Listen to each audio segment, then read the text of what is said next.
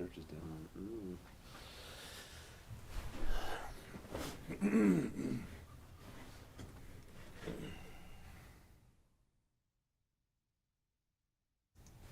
Yeah, it finally came out. Just took a minute. Yeah, it's weird.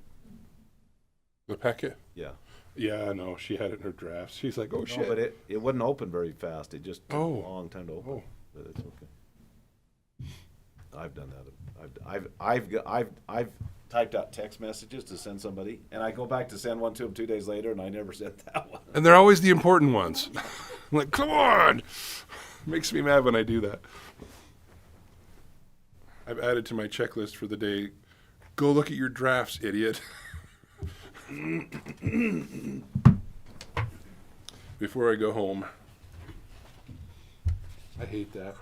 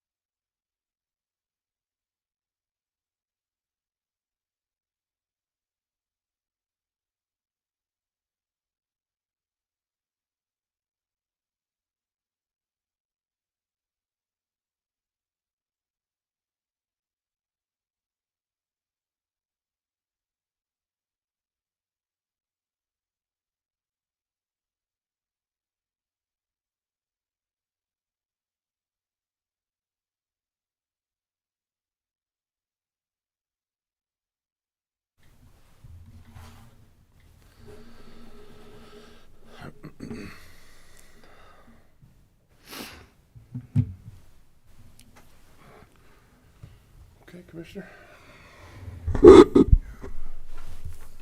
All right. Good morning, everyone. Looks like we're ready to go. It's Monday, the 13th day of October, 2025. We welcome you to our meeting.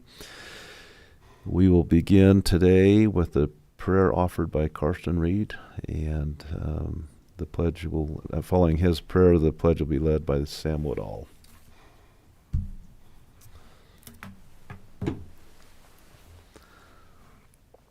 Our Father in heaven, we're thankful for this day and thankful to be gathered here on Columbus Day, and thankful for his efforts in transforming this land, and especially thankful to conduct the business of the county, and ask thee to bless us with thy spirit as we do that today, and say this in the name of Jesus Christ. Amen. Amen. Join me in the pledge.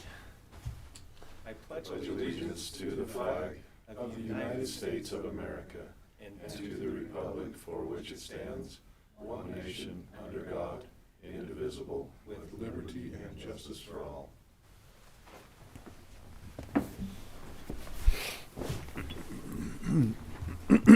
Thank you both. Let's see. We need to approve the minutes of September 22nd meeting. Is there any discussion on the minutes? If not, I'll entertain a motion.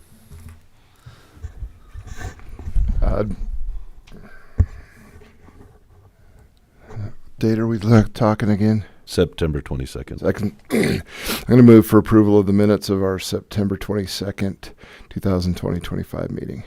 Second that. Been moved and seconded. All in favor? Aye. Aye. And then we need to approve the claims for payment from September 22nd, 2025 to October 12th, 2025. Make a motion to approve the claims from September 22nd, 2025 to October 12th, 2025.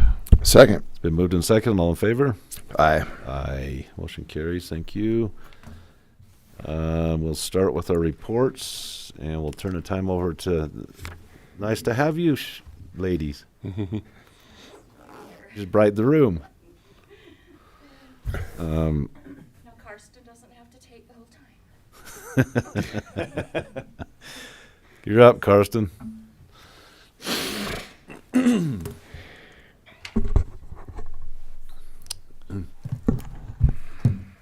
morning. Just a couple quick updates. We haven't had a functional personal property software. Cindy, when she was here, really tried to make some things happen, and she sort of had partnered with Tooele County to get a personal property software that worked, and that didn't work very well. And we've had kind of a lot of issues and challenges with personal property resulting from just a lack of a functional software. The biggest problem is just they're expensive softwares, and Puma, of course, the state's software system that we're supposed to be moving to has been kind of slower to develop this personal property piece, but they are trying to get us on for January, and so the which is great because we've struggled a little bit with personal property, and I think that'll help. We're done with this year, though, right? Yeah. Through Well, it. almost done. Okay.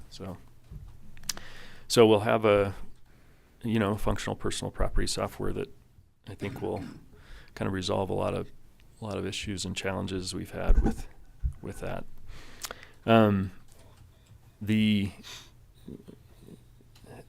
state has a new requirement for all of the assessors to receive a designation. Now there's lots of different designations, but at this point, about 3/4 of our office have a designation.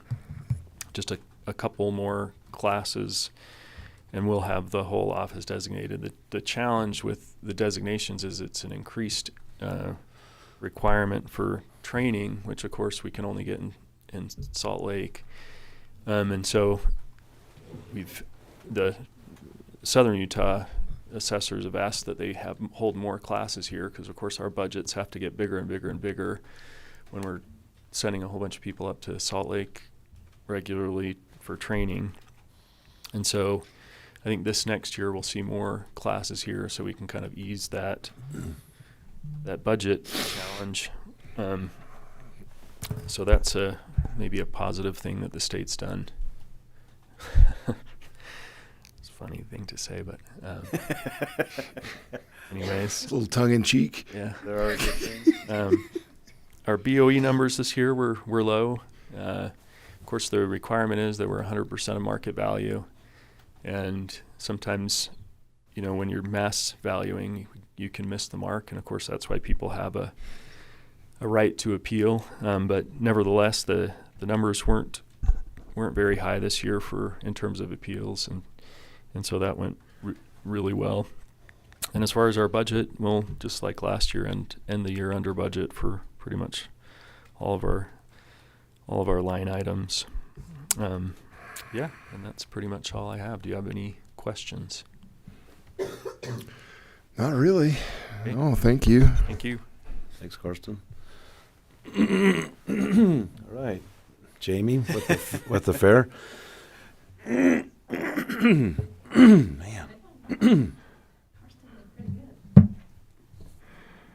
Hello. So this year we welcome 2 new employees to our team again.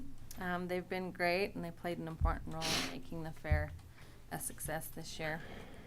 Overall, the Iron County Fair was very successful. We implemented several new procedures and streamlined many of our operations, which helped us run a little more efficiently. Surveys were also sent out to all of our participants that participated in all the different events this year. And we're getting quite a few of those surveys back, and it's really good to hear their feedback on the pros and what we could do to improve it next time. So we've never sent surveys out to any of the participants before, and it was good to have some of those comments come back. So the Fair Master Plan is nearing completion. Once finalized, we'll begin moving forward with planning and implementing the different phases as the budget and time allows with that. During the fair, we also displayed the proposed master plan in the exhibit building and had that displayed for the public to see. And we also had a survey there that they could take. And we had a lot of feedback on that, and we received really good engagement with that and comments from the community. So we're currently brainstorming our theme for the next year, and so we hope to have that theme ready by January 1st of February. And then we've got a couple names for Grand Marshal, but we're always looking for additional recommendations. If anybody has any recommendations for a Grand Marshal, would love to hear them. This year we actually implemented a new event, and it was the Boots and Buddies Adaptive Rodeo, which turned out really good. We got really good feedback on that, and so it was nice to see some of those individuals in the community be able to come out and participate in a rodeo event and learn kind of what rodeo is about. So the PRCA Rodeo and our stock contractors, they're very pleased with how the rodeo continues to grow this year. We're working closely with them on ways to enhance it in the future. One major request by the stock contractor is to implement a Jumbotron and explore live streaming through the Cowboy Channel. So this would create new sponsorship opportunities and increase exposure for both Iron County and the Iron County Fair and Iron County tourism on a national level. So Saturday night, PRCA Rodeo once again reached record attendance. We had all of our arena seats sold out by the pre-show this year. So last year it was right before the rodeo started, but all of our seats were sold out before the pre-show even started. So we just had standing room only tickets. Search and Rescue said that it was once again most cars that they've ever parked. They were parking them clear back by the Mudbog area. I'd really like to thank Search and Rescue and the Sheriff's Department and VIPS for their outstanding assistance throughout the fair. They are just always right there when we need them and willing to do what we need to help park those cars and keep things in order. So the same thing for the demolition derby, as we pretty much was sold out on that. We just had standing room only tickets available for those events. So they are growing and in need of additional seating with the amount of people that are coming to these events. So our sponsorship grew tremendously this year. We had 34 new sponsors joining us. We're especially proud to announce that the first year ever we had our 2 diamond sponsors. So those diamond sponsors are our $10,000 sponsors. So it's kind of nice to see that it's moving up and we're getting those higher sponsorship levels. We appreciate all of our sponsors. Each and every one of them is important to us. So we had a total of 140 sponsors this year with either in-kind donations or cash donations, and a total of 186,000. The Spanish Child Rodeo did really good. We moved that from September to June this year, and it just is growing as well. So this next year we had the Equestrian Club come in. They were in the FFA group. They came in and loved being at the grounds this year, and so they've actually booked all of their events for next year already. So we have those booked. So How many are those? they have probably 5 or 6 of them each year, so it's good. Last year they did the summer games here with us. They're involved with the summer games, and so they had that equestrian one here in, it was August is when we did, or that one was June, and then they did a regional in August for 'em, so I'm excited the direction the fair and fairgrounds are heading, and look forward to the continued growth and working with the community to be involved. So that's about all I've got for this one. If you have any questions. So, okay. Amy, we appreciate you. Do a great job. All right, That thank was you. awesome. Thank you very much. All right, Nicole. Oh, Karsten, go ahead.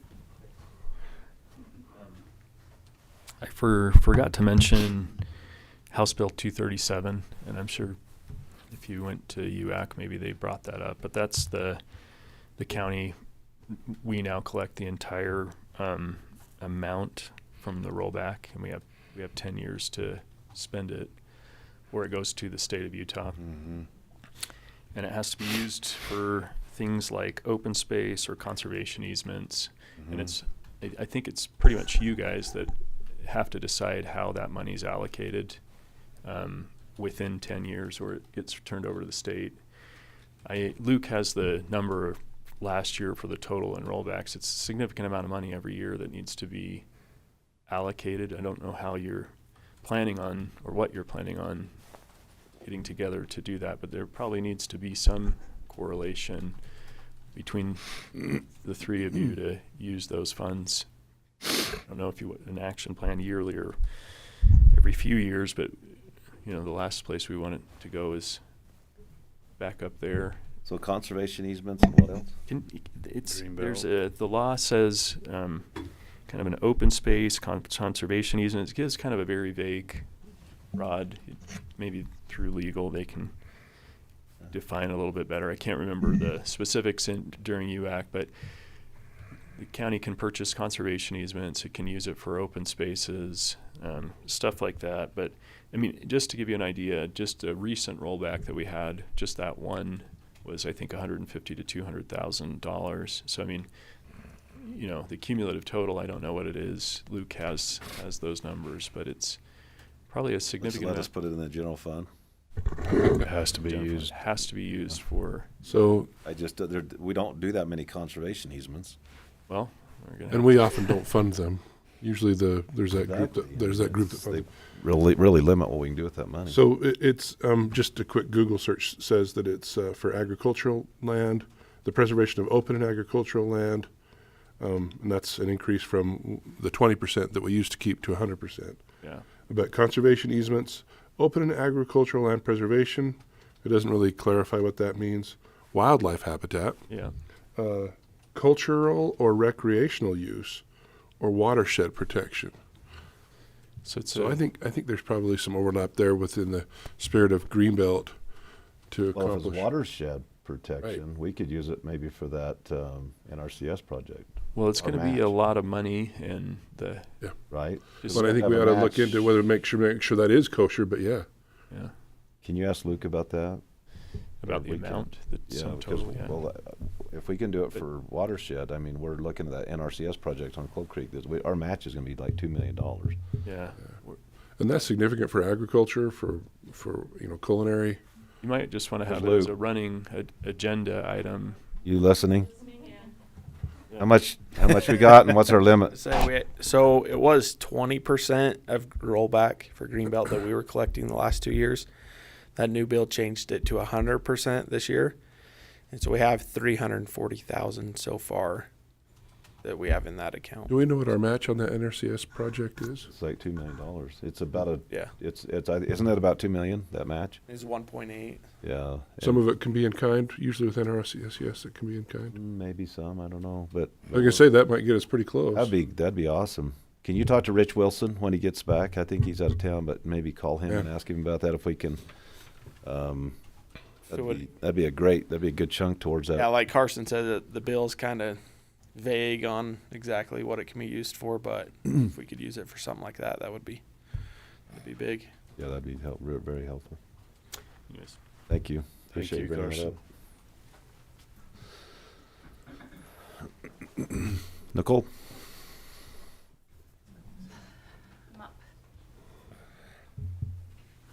I know, I actually remember this one. Thank you, madam. Be helpful with your handouts.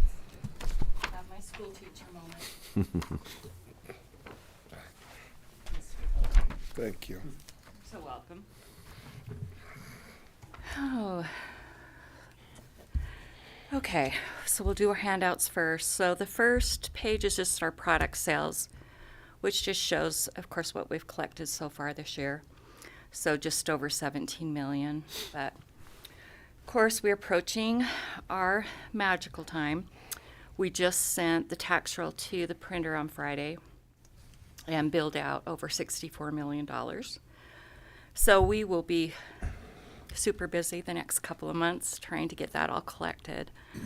So our numbers will go up significantly. And the next one is just tax distribution. That is just what comes to the county. So we're at 288.8 million.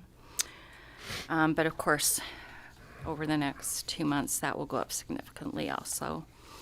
And then the third one is our product sales, just shows all of the funds in our cash and in our bank accounts. And so we're doing really well with our cash, and our funds are all in really good shape. So all of that's looking really good. The PTIF interest rate is still holding pretty dang good. The last time I reported it was 4.47, and it's at 4.38. So that really helps us. In our PTIF, we have gained like 1.9 million just in interest this year. And in our Morton investment, it's like 900,000. So we've done really well with our interest this year. So we're super great, and that really helps our funds. Our outstanding before we billed taxes out was around 2 million, but now we're 65 million. So we have a lot of work to get going. And of course, us sending out tax notices will probably be in the next 10 days. And that really ups everybody's burden in the courthouse. Everybody gets lots of extra phone calls, so I'll just tell them I'm really sorry right now, but Carson's office gets a lot of value calls. We get a lot of address changes, a lot of work for the recorder, so just keeps us all super busy. And my budget is doing real well. Of course, this is the time of year when I spend my budget, so we'll hope I budgeted wisely, because I never know. It's like a whole year in advance, and I never know if our envelope costs are going up or our notice costs are going up. So we'll hope we're good there. But I know I'm short and sweet today. So any questions? You're good? No. Okay. Good report. Thank you. Appreciate it. Right. I'm not seeing. Let's see, I just wanted to report back. Carrie is still on the mountain. Okay. And let's see if I heard from Jared. Like I say, he's got a new grandbaby. No, nothing from Jared yet. I wasn't sure if he was going to send Josh Meredith or not. But Why don't we go to you, Commissioner Robinson? Okay. Had busy couple of weeks, a lot of meetings. Started off at the end of last time we had commission meeting. We had the Forest Service meeting that afternoon, and went over their plans for watershed management and hopefully getting some logging going on those and contracts going out on those. They have, I don't have my notes from that meeting. Mike, do you have your notes on how many acres they had on that? I don't. They had maps and anything else. I didn't keep my notes. They're being proactive on that and looking to do a lot of contracts for timber to be let out. So that was it. That was great to hear and see, and hopefully they'll move forward with that and get that industry going again.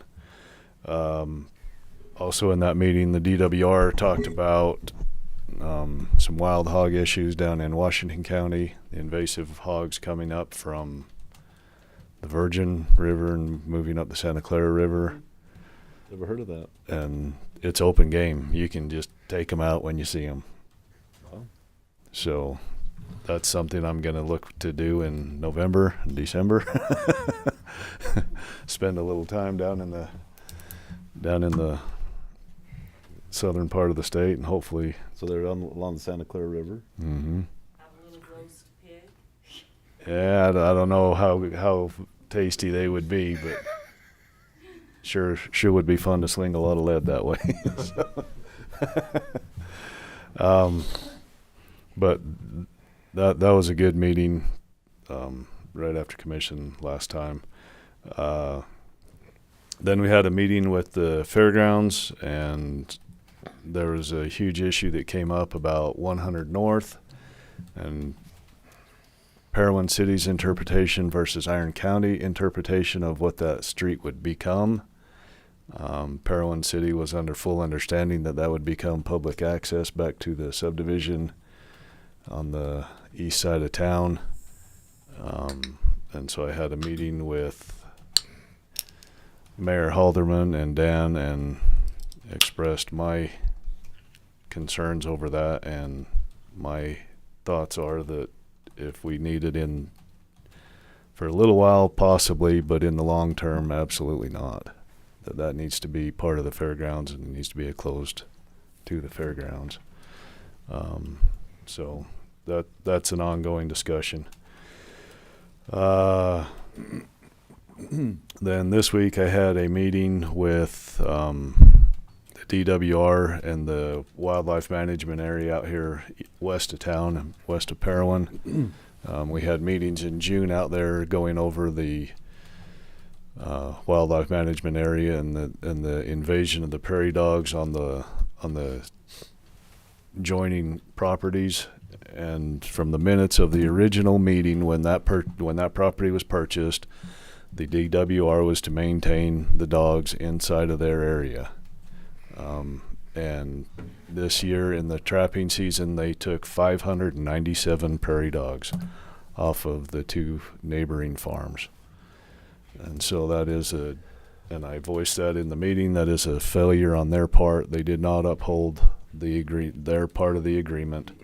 They completely missed the mark on that. I spent some time with Mark Halderman. We went and mapped the area of his cornfield that was completely decimated by prairie dogs. It was about 6 acres that they totally annihilated. Adams Farms, they have had damage over the last 20 years from the prairie dogs that have been placed on that farm. Mike estimates that to be well over $100,000 over the 20-year span. And so in that meeting, Rex Ship was there. Evan was not able to make it, but I did talk to him later in the week. They both affirmed that they were going to try to get something put through the state legislature to have some compensation available to those, not necessarily to those two in alone, but to have that available to others that are having damage through prairie dogs where they are a protected species and can't do anything about it.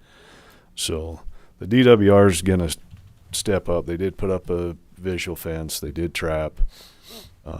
They have their guys down there now shooting. This is the time of year that they can do a lethal take of them, and so they're in that area shooting. So hopefully through, I can't remember the date. I think it's through the end of October.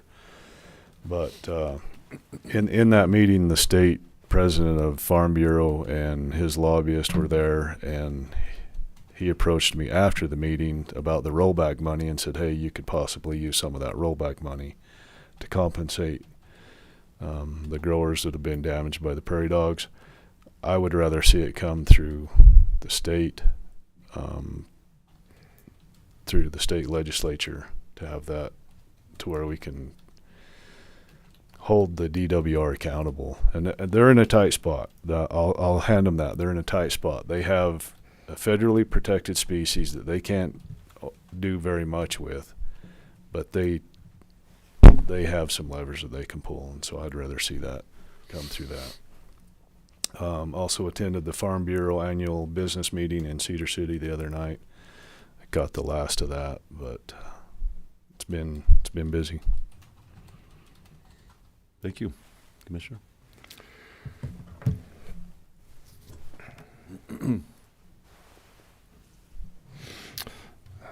So let's see. I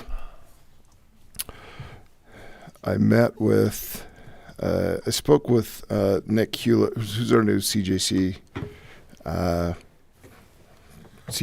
director. I wasn't able to make it to the CJC advisory board meeting this last time. I had another commitment. But we discussed, and I know the sheriff's talked about this before, about every time he comes in, talks about the impact of group homes and residential treatment centers on his department. That's just a cascading effect. I mean, that affects the Children's Justice Center. It's affecting our hospital. It's just kind of a cascading effect. So we're going to target that as a discussion for the upcoming legislative session to see if there's something that we can't do about that. I'm assuming they operate under a conditional use permit. Is there? I don't know exactly. I don't know Sam? what that is. More of a zoning thing than a conditional use permit, just allowed use. But I'll look into that in the meantime. So. Yeah, that's something. I mean, we're gonna have to sit down and kind of powwow and figure out. Yeah. And so I've had this discussion before, and one of the things that I've been advised of is there are several members of the legislature that own them. So I don't know, but it's a huge problem. I actually met with the SEA, kind of the adult high. They're actually getting so many of those kids that they're mandated to take that it's pushing seats out for our local kids out of the SEA program. It's a massive problem across the board. And just anecdotally, working, I work evenings here in Parowan. I have access to all the calls in the county, and there's never a night that goes by that there isn't at least one, either assault, runaway, sex offense, runaway, breaking into houses. I mean, it's suicide. It's every single night. Suicidal. It's every single night. I would suggest too that we might be able to make a more local effort on that in terms of addressing the table of uses, and you're probably going to have to deal with grandfathered in Right. outfits, but it might be such that that's very much a legislative decision at this level, that you might be able to say, hey, you know what, table of uses, we're just not going to make that allowable anymore. It's not unheard of. Yeah. So you want to research that. But Yeah. So moving forward, we're just going to need to have kind of a combined effort to deal with that. It's, when the sheriff says it's becoming prolific, and I know he had it broken down into even hours, but it's absolutely the case. So, but I had just a conversation with Nick about that, of the amount that it's starting to affect the Children's Justice Center. Interestingly enough, so there's nights that my wife will bring me dinner or whatever. She's the provider at WorkMed. And there'll be a call for an assault at one of the group homes, and she's like, awesome, I know what my schedule is tomorrow, because then the workers will come in and it's 100% of the time. So that's something that we're going to start talking about here before the legislative session starts. Attended the quarterly fire chiefs meeting. A big topic of conversation, and we're going to hear a lot about this from George, especially in the upcoming budget hearings, is the House Bill 48 wildland urban interface. This appears to be a horrible piece of legislation that is horrible. in fact, I would suggest that if we have any political sway, we get that dog overturned. It's going to be so bad. So I talked to Rex I guess in who's length behind it. about this. I talked to Rex at length, and I talked to several other legislators over the last week about this. None of them even knew what it was. They're like, you passed that? Like, yeah, you passed that. So, It was hidden. yeah, It was hidden back like on page 1,000. Yeah. It is so bad. They want like my office to collect them all. yeah. Basically, It's silly. basically in a nutshell, so the wildland urban interface was the WUI. The WUI is supposedly the area between the wildlands and the urban area where we need to do fire control and fire mitigation to keep the wildland fire from coming into the urban. If you look at the WUI map, basically because downtown St. George has trees, it's in the WUI.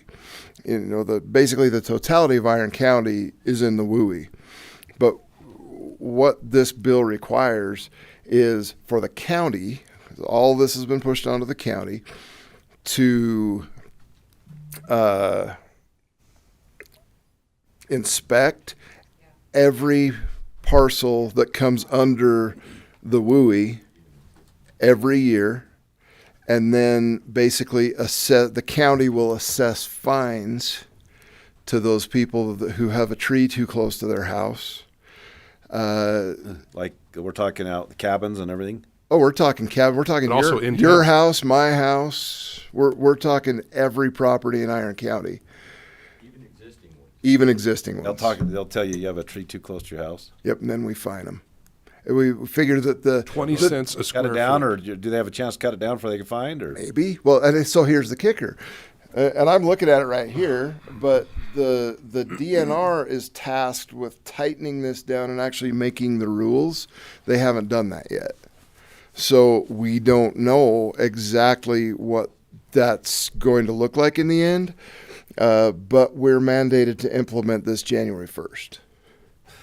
So, how did this sneak through like this? Did you have input on this? no idea. It was kind of not on anyone's radar. You know how they'll go and give like a summary of the bills? Uh-huh. It was not even one of the highlights. Who are the sponsors? So It was, I can tell you, Probably guess. Casey Snyder and That's McKell in the Senate. So I've been working with George on this to try and get the GIS portion and the appraisal portion. Brian from the assessor's office has been helping. But yeah, I believe the default assessment starts out at 20 cents per square foot on every level. So on my house, that'd be a $600 increase. Yeah. I'm very concerned about this. Right.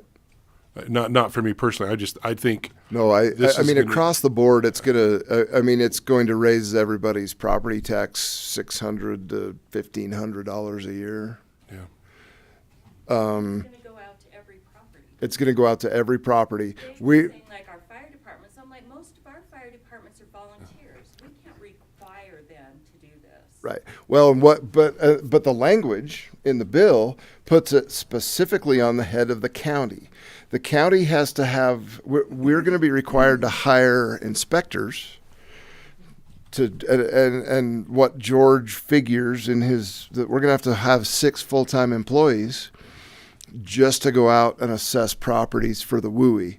And, when asked about, well, however are we going to fund that? And they're like, oh, easy. You're just going to fine everybody. That's going to cover the funding. So, yeah, no, it's a nightmare. I talked to Rex in length about it. Rex is willing to come up with some kind of legislation to get it repealed. But that'll be too late. We have to implement it anyway. Yeah, I don't know. But It's supposed to be before next year's tax notices, so we do have this legislative session that Oh. we can really try to do something about it. No one loves it. no. Yeah, I mean, it would just be catastrophic. I can't imagine the pitchforks. And I'll probably have a pitchfork leading the pack. Yeah. But anyway, that's something that I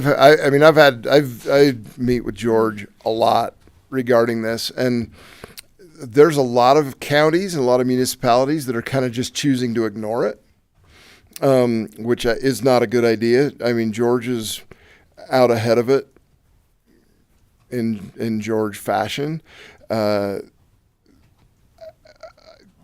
There's just no way that we can. I don't know what we're going to do, but we've really got to work hard to see if we can just get that repealed. It's horrible legislation. Anyway, we've been working. What was the name of it again? It's House Bill 48. If you just Google House Bill 48, Utah, comes up. It's the Wildland Urban Interface Modification Bill. Even philosophically, like, if there's additional risk, who should handle that? The actuaries and the individuals and their insurance companies. Like, this is a very big brother thing to do. Claims the reason they're doing it is because people are getting dropped by their insurance company. I get that. So that's his reason. Well, yeah, Casey's. yeah. That's a personal problem between them and their insurance company. It's not. Anything we do would make it worse. Right. Yeah. Work that out with your insurance company. Don't get the government involved. Yes. So anyway, you're going to hear a lot more about that in upcoming budget discussions with emergency management, but I've been working on that a lot. We talked a little bit about Chief Mike Phillips, was injured. You got an update on him?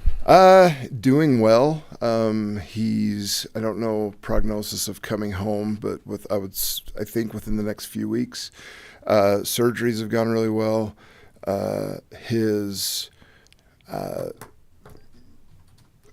rehabilitation, his physical therapy, I guess he's kind of running circles around him, saying, "Get me out of here." So he's doing really well. We were able to put together a fundraiser, smoked 2 whole hogs, had Dutch oven potatoes, and we raised around $37,000 that night. So super good. So A number on how many people you fed? don't know. We're planning on 600. I know we served more. We served a lot more. Yeah, so that money, so Mike's wife runs a daycare. She's kind of had to shut that daycare down to be with him and to help him. This will be funds to get them over that hump. And then, yeah, I was really proud of everybody that worked on that. It was a huge success. Had firefighters from Paraguna were serving meals. Firefighters from Canaryville. Anyway, across the whole county. It was really cool. It was a really great event. The governor actually attended, came and met privately with the Phillips family in the back for a while and showed their support. It was just really cool. We had a capital facilities plan meeting the other day that I believe that's on the agenda for today to talk about that. There was an RFP and staff has narrowed that down. Airport board meeting, that's still working toward an early morning flight. There's a whole bunch going on there. It's going to be a little while, but that's at the forefront of working on that. I attended the One Utah Summit at SUU. That was a 3-day event. Lots of legislators there. Lots of leadership type stuff. It was really good. In conjunction with that, attended Flatiron County. Had an opportunity to speak with some more legislators there. Jail's ongoing. I want to talk about flooding for a minute in Canaryville. So Canaryville the other night got 3.49 inches of rain, which was the highest of anyone in the county. Didn't have any major problems. Had some little bit of debris over the roads. I think that all got taken care of real easily. We delivered them sand for their sandbags, deployed their sandbag machine. George actually spent the night, Friday night. I think George basically worked from Thursday to Sunday morning without a break. He said he caught a couple of hours of sleep on the floor of his office on Friday night. I told him to go home and he wouldn't. So luckily the storm Saturday night split right before it got to us and we didn't get hammered a second time on Friday or on Saturday night. But again, George, Mayor Allred, those guys were kind of inseparable over the weekend, making sure that Canaryville was taken care of. SU Aviation Saturday morning actually flew, they were doing some air operations. They actually flew some of those flood areas down there just to make sure that everything was going. They reported back that the water was in the ditches where it was supposed to be. Maria and I and Sammy met with SUU legal and athletic department this week talking about the project, the athletics project. We should expect a draft contract from them. I think it's going to be really favorable to everybody. There's been a lot of time and effort put into that. I think it's gonna turn out to be a good project, but we should. What was the timeline on a draft? In a few weeks here. So that's moving forward. That's all I've got. It's a mouthful. I feel like this last couple of weeks has just been running from one thing to another. Thank you. You guys have covered some of the things I had, but on the flooding, I called Rich Wilson, and we had a traco staged at the nursery. Appreciate Bruce and his crew. I called DeMills. They staged two tracos at their bridge. We had a traco staged at UDOT. So I called Paul Bittman at Cedar City, their city manager, and they staged a traco there at the Woodbury Split. The challenge with Woodbury Split is that when we have these big events, those big boulders come rolling through there. And when they exit the Woodbury Split going towards Quichapah, it loses the velocity and it just drops those rocks right there, and they just stack up. And that's why we had that in, what was it, 21 that it plugged up.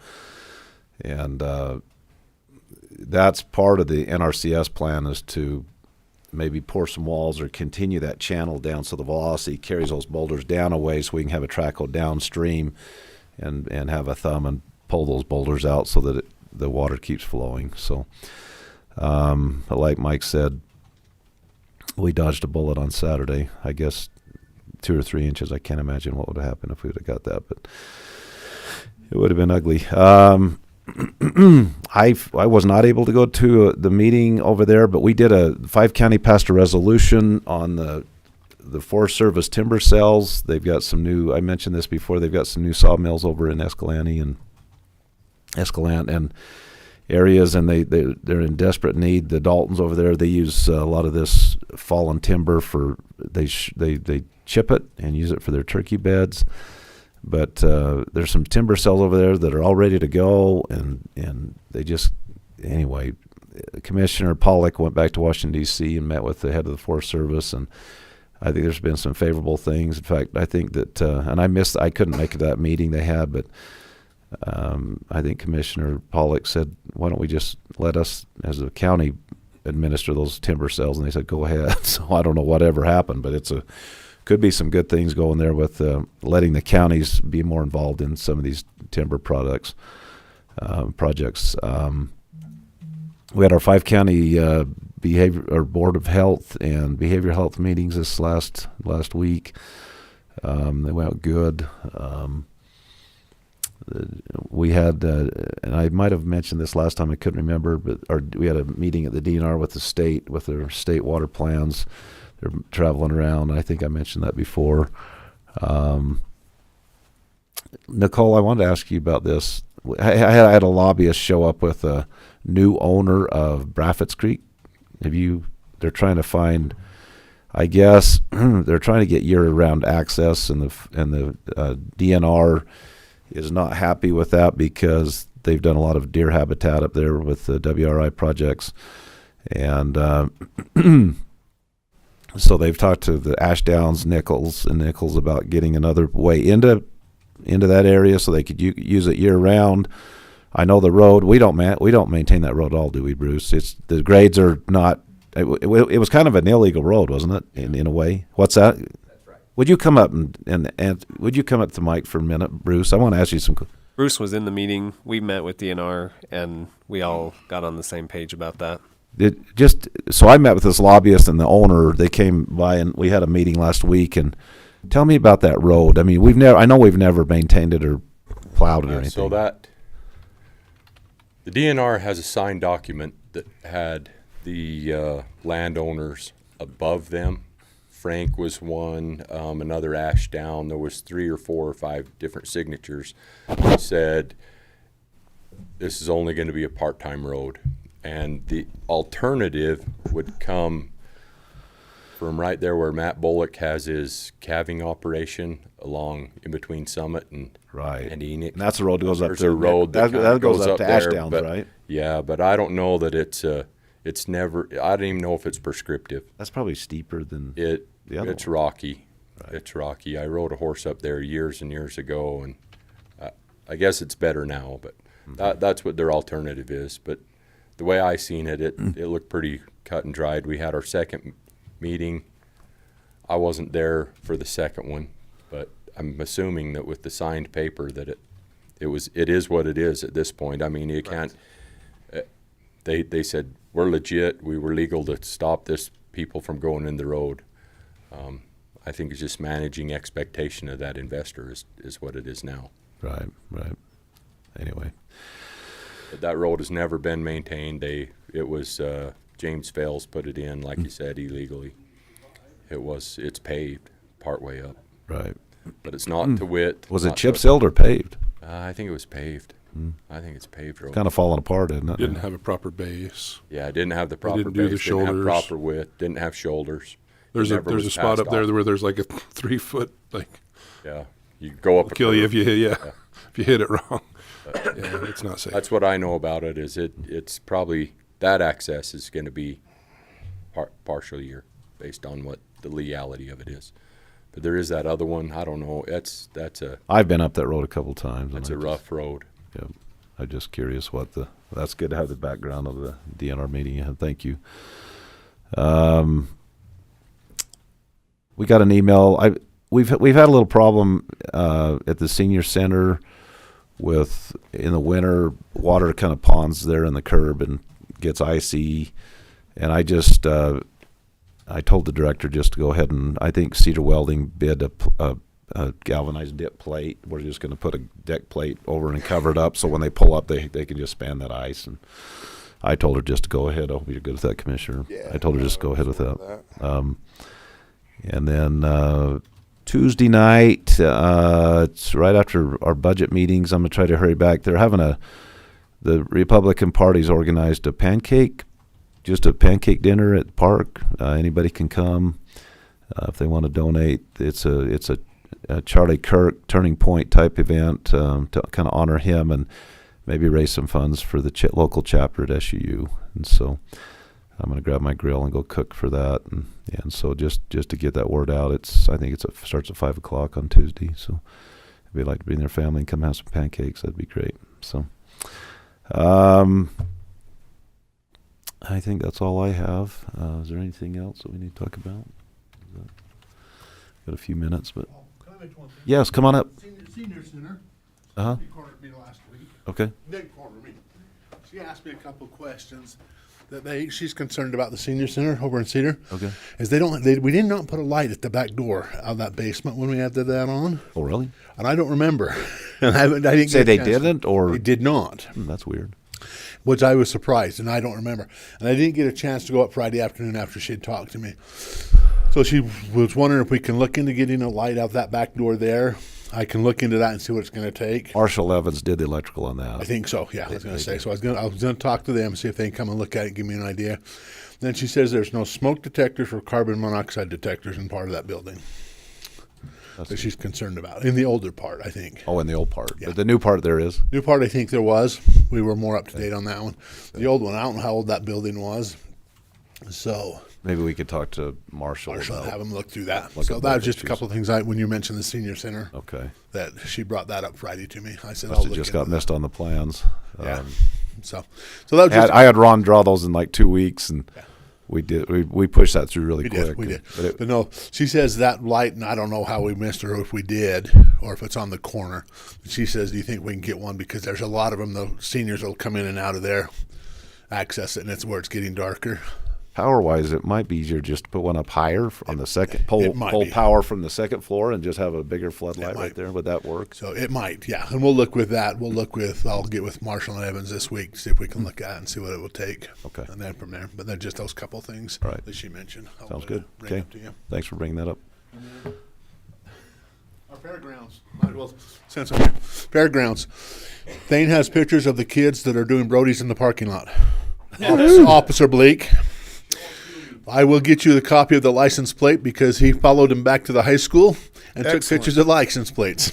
Excellent. Okay. Do we have somebody Love that can take care of that? We have some rakes and Yeah. let those kids go fix That's it. right. That's I what think has more- to happen, I think, never mind. right? Where are we off? Officer Blake. Oh, absolutely. So, No, that's helpful because I've talked to Brad about it a number of times, and I'm like, please, yes. Was I it don't you, know. Nicole? it might That's be. one. She was out there in her Jeep. That's wonderful. I will have that passed on today. So I will forward that. Thane just told me this morning, he says, I was up there working and I watched kids during lunch do some Brody's and I wouldn't follow them back to the school. Good for him. Terry, while you're standing there, That's what we need. Yeah. I was going to bring this up during my budget meeting, but I've asked Terry's permission on this. But I had a conversation. We've had challenges for a while on controlling the temperature in this building. Yeah. And I'm sugarcoating it. Nicole will tell you how it is. Yes. But so there have been some challenges. Kind of a lot of service calls have had to happen. The last time the train guys were here, we have Honeywell controllers and train equipment. And so I was talking with the train guys, and they're like, "Oh yeah, the boiler goes and the water goes out at 165, but it comes back at 138." In other words, the air conditioner's running at the same time the boiler is. Yeah. We got dueling banjos going on, and it's And it usually happens at the startup of the fall. yeah. It's the worst, and then spring shutdown. It's usually the two worst Just trying to times. figure out how to deal with Carrie called me last Monday or Tuesday last week and says that it was 80 degrees in her office at 8 in the morning. Yeah. Right over here, and the sun hadn't even hit it yet. And the worst part about that is the reason that was so hot was because it got cool enough outside that the air conditioners turned off, so they're getting the full force of the heat rather than having half the heat wasted on the air conditioner. We can't get them to work together, and then we're having to reset them a lot. John sets them, I reset them, Thane resets them to try to get them back on. So we'd had Train here last. Well, it was VRCM or VCRM come in last week to look at some controls and try to get some of the stuff updated and fixed, but we don't know how long it's going to hold. So I had kind of an extended conversation with the Train folks, and I thought, man, because one of the things they said was because it's Train machines and Honeywell equipment, they can't get all the way, they can't dig deep enough. We get the idiot lights on the dashboard kind of a thing. And so what I said, well, would you mind if we ask you to do an ROI analysis on what it would cost and what our ROI would be from a utility perspective on changing the controllers to match the system so that we can have better control? There's a few things that have always bugged me. Nicole and I talk about this. At our house, when it's not hot or cold, nothing's happening. Here, it's always running. Something is happening. It's always running. Here. With the systems. And so, I would like to figure out how to furlough the building for a weekend, to have an unoccupied mode so that we're not just continually running. I'll come in on a Sunday afternoon and it's working every bit as hard as it is on a weekday, But then it would be good to maybe have fewer service calls. Yeah. And we're going to pull numbers, but I believe just the electrical alone, we spend $50,000 a year on just electrical for this building. And that's not the gas. Utilities the last 2 years on this building has been at $85,000 for the last 2 years. So I was going to ask This year's permission right to, on close to being online. Does WIC have any input on this? Because they're the contractor. I can ask Zwick. Maybe call Darren as WIC. But my request was going to be was to maybe see if we can get permission to have Train run an ROI estimate for us on changing the controllers and see if maybe we can implement some of those things, have fewer service calls, have better control of the temperature. And hopefully keep that expense on the electric And down, mitigate which would maybe that offset the expense, cost of it. I think that'd be fine. Because if we could cut it, No-brainer. the guy, the tech was like, oh, maybe $60,000 as well. If we can save $10,000 a year, that's a 6-year ROI. Yeah. But maybe it's even better. I don't It know. might be. But also, we've also got 2 solar companies that's going to be starting up projects. We might can work with them on some solar too on this building, which would be worth looking into if we can Mitigate get some of that some electrical assistance that expense. way. All right. I didn't want to run Thank you you. up to 10 o'clock, but John, you kept talking. I know. I'm sorry. Wasn't me. Sorry. It was not your fault. But I figured just a couple of things where you mentioned it, and I think Officer Blake would like to know that we do have something he can proceed to Yes. fix up our fairgrounds. Who's got some rakes those kids can use? That's such a good plan. I'm serious. I'm not working today, but I'll pass it on to the dude that is as soon as you get it. You fix those ruts with a rake, and it's going to be You fun. won't be back doing it again. Yeah, that'll Don't do that again. that'll cure it in a hurry. And invite the whole school to come watch. Right? Okay. Well, let's take a 10-minute break, and we'll resume our meeting then.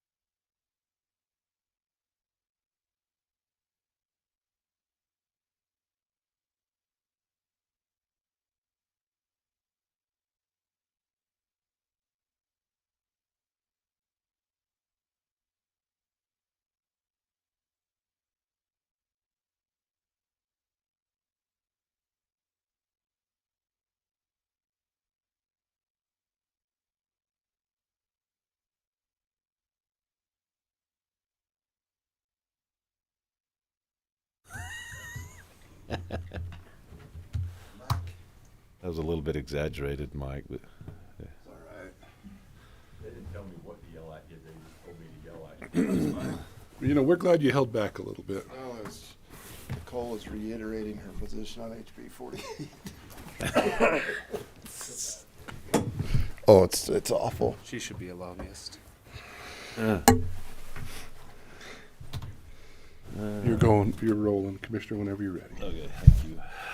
Okay, we're going to resume our county commission meeting and go to agenda item number 1. This is a public hearing, discussion and possible approval of a proposed zone change, ordinance 2025-9, to the Iron County zoning map zone change from RA 20 rural agricultural 20 acre to R1 half residential half acre on approximately 141.25 acres located near 4400 West and 4400 North. Applicant is Equestrian Trails Ranch LLC. Brett Hamilton will present this. All right, so this is just a general idea of the location of the property as was described. We've got 4,000 north to the south, 4,400 west, just to the west of the property, and then 4,400 north. That's kind of there just in the center of the project boundary. So I guess just bigger picture where we're located. We're kind of just southwest of Mid-Valley Road and Lund Highway. Again, one of the things that is depicted here, that is the proposed, I guess the planned route for the Cedar Valley Belt Route. So that shows that kind of going through the property there. With the zoning on the property, it is, as was mentioned, currently rural agriculture, 20 acre. It is adjacent also to other R-half zoning. And if we can get this here, so these 3 properties here, they are also owned by the same owner that's proposing the change here, and those other 3 properties are currently R-half acre as well. So that's the proposed change for these 3 properties as well to line up and match with those other ones that they currently own. We put this in here with the transportation plan just to show what the plan is, you know, for the whole master plan. Again, the solid lines are just showing existing roadways, and then the dashed lines are showing future proposed roadways. So this just kind of shows the project site within kind of the road network that's planned. And as you may recall, the latest change was this 3700 West that was added in just a couple meetings ago. So that's noted there. This just kind of shows a conceptual layout. Again, the owner owns these 3 properties here, so they kind of have a layout shown of that. And then again, it would probably be something similar. You've got some half-acre lots here, and then 1-acre lots here. And it would be, if this were to be approved, it would be the applicant's intent to do something similar. So the intent wouldn't be to just grid everything out into half-acre lots. It would probably be something similar to what they've done or are proposing to do with the current property that's zoned R-half, is just to kind of have a mix of lot sizes. And again, this shows that belt route that goes through the project site as well. So within this portion here, there wouldn't be any access from the project site directly onto the belt route. They'd have to go to other portions where it would be available. So down on 4,000 North at that intersection, or further to the east over at that other intersection there. So again, applicant and owner is the Equestrian Trails Ranch LLC, represented by Go Civil Engineering. Dallas is here. The whole project site is 141.25 acres, proposed to go from RA 20 to R-half. It is within the Tier 2 boundary area, and services such as water and sewer are in the vicinity next to the project. And again, just as a reminder, obviously the zone change proposal is a legislative decision. And there's, on one of the next slides here, you know, obviously the criteria or evaluation criteria for rezoning. So just a quick summary on Planning Commission. There was a good turnout for for Planning Commission. I would say about 30 residents from the surrounding area that were there. About 15 of them spoke, and many of the concerns I think are oftentimes the concerns that do come up with the zone changes. Traffic concerns about the rural nature of the area, and just the change and things that occur when you get additional population into an area, and just how it kind of changes, perhaps the area in general. So. The Planning Commission did ultimately recommend approval of the zone change. And again, there's the evaluation criteria that were looked at, and that you can refer to as well. And again, so now we've just gone through all those steps. So it would just be the public hearing portion, any questions or discussion that you want to have, and then the county making a decision. So that's the end of that presentation. Any questions for me before public hearing? I have a couple questions. Okay. So have we tied up the easements we need on the Belt Route going through that property? So yeah, as part of this project, there would be dedication for all of that roadway along there. So this property here, the county actually already owns. And then there's just to the south of here, there's actually, the county's going through the process right now to acquire additional right-of-way nearby. So yeah, because this whole portion here is kind of part of the Equestrian Trails Ranch project, yeah, all portions of that belt route along there would be dedicated to the county. And then what about drainage? I know we've talked about requiring larger detention basins than we have in the past. Is that going to apply to this new development? I know that, and Dallas could probably speak to a little bit more, but there was additional conversation, discussion on the drainage and just how that would be handled. So, Dallas, you want to come up if you'd like? Thanks. Dallas Buckner, Go Civil. So the conceptual exhibit we have up here is our layout for what's currently zoned R1/2.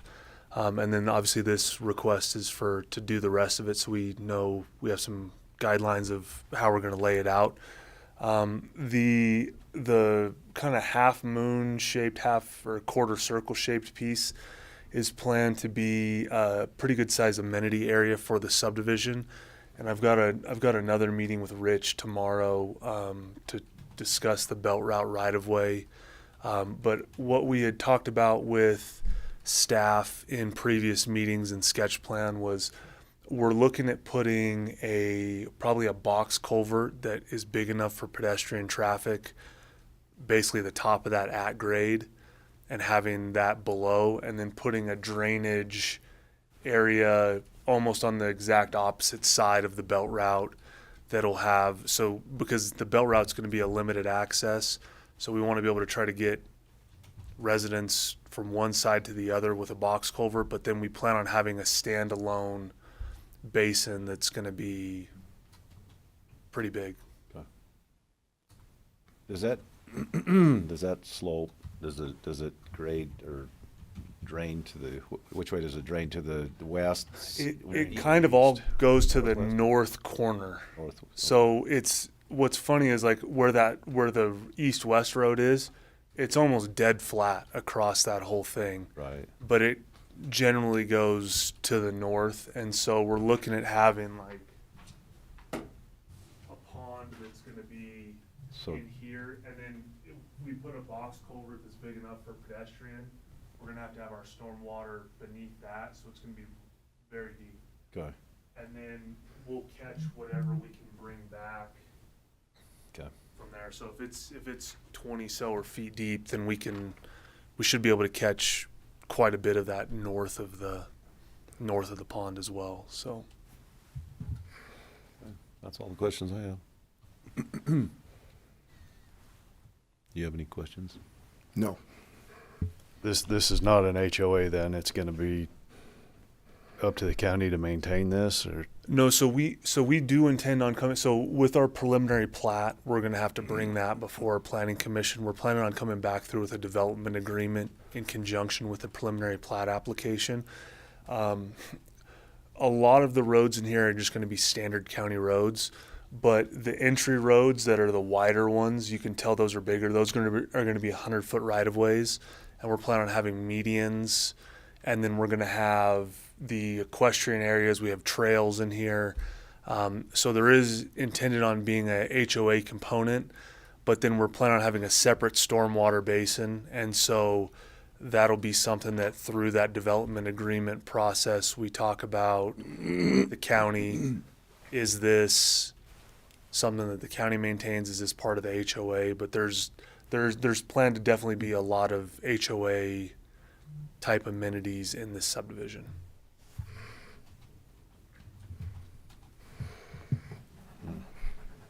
But the basin, I intend on the basin being like a couple acres and probably at least 20 feet deep. And so that's going to be something that's not necessarily, that's probably just going to be fenced off in a giant hole in the ground versus the amenities where we're going to have trails and parks and that type of thing. And so I think between the subdivision amenities and then the stormwater basin, those will be pretty clear cut, but through the development agreement process, we talk with the county to say, hey, is this something that we're maintaining with our HOA, or does the county want to take it over? Is it a regional type thing, or is it just for us? And So are we designing these detention basins? I guess that almost, where it's flat, it almost would be retention. oh, it's 100% going to be retention. Yeah. So, I mean, are we engineering those for 100-year storms, 500-year storms? Or? Yeah, I would look at probably what I've at least talked about internally at my office is making sure that from like that box culvert to the bottom, we've got at least a 100-year storm. And then if a 500-year event hit, that we have it without impacting the neighborhood. Mm-hmm. So it could back up into that box culvert a little bit. But generally without any outlets, I would look for probably a 500 Right. because it's not going anywhere besides in a hole. Right. Moving forward, that's just so flat out there. Yeah. The water's got to go somewhere, right? Yeah. That's good. Okay. That answers my questions.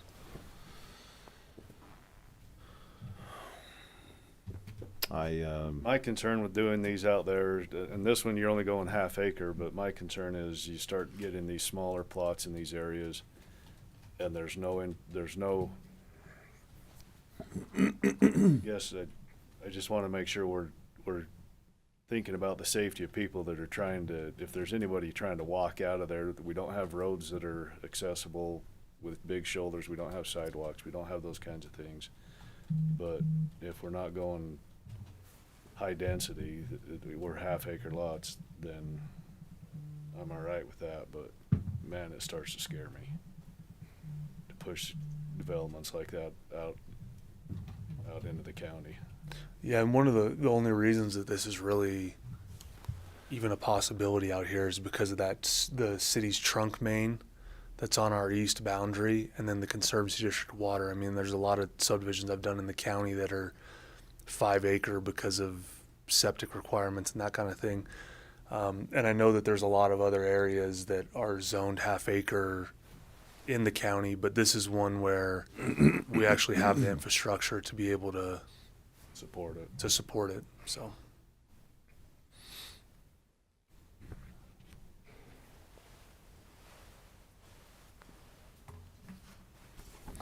Okay, well, we need to have a public hearing on this, so thank you, Dallas. If there's not any other discussion, Chair will declare the public hearing open for this.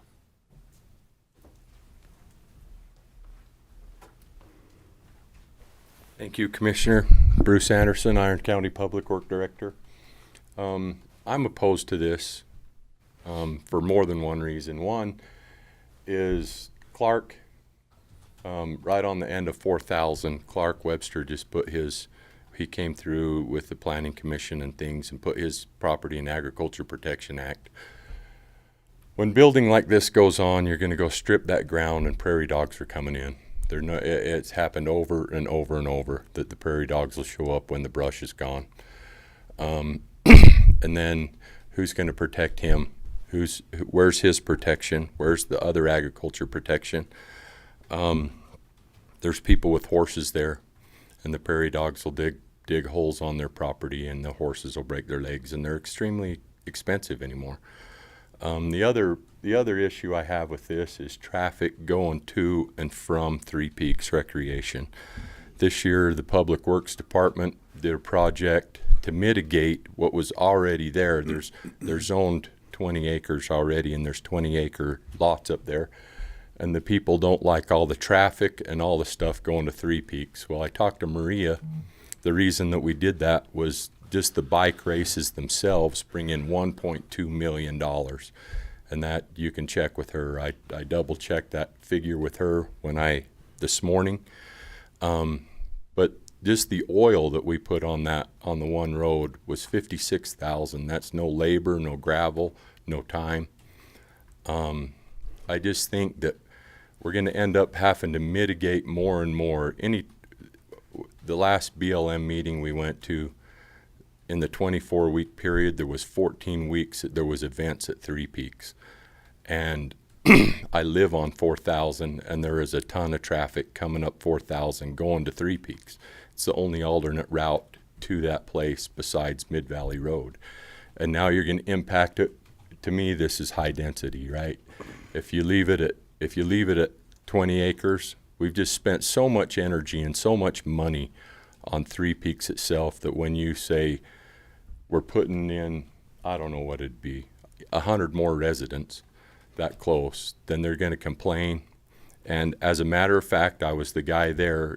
I've seen this at the Diamond Z Arena. We had a little kid rodeo event there, and we was not able to play the national anthem over the loudspeaker because the residents of the surrounding area complained about the noise. So we had to go and it's just, I see this over and over and over. We approve these things, and we say, this is the rule. Flying L is a perfect example. Flying L said, we're going to take care of our own water. And since it flooded over there, they call me all the time. Hey, this is flooding on my place. You need to put a pipe into the creek. Well, that wasn't the expectation of the developer is different than the expectation of the homeowner. And so the county actually owns a retention pond now because that expectation of the developer on Painted Desert said, we'll take care of our own water, and the road's right here and the landscape comes right into it.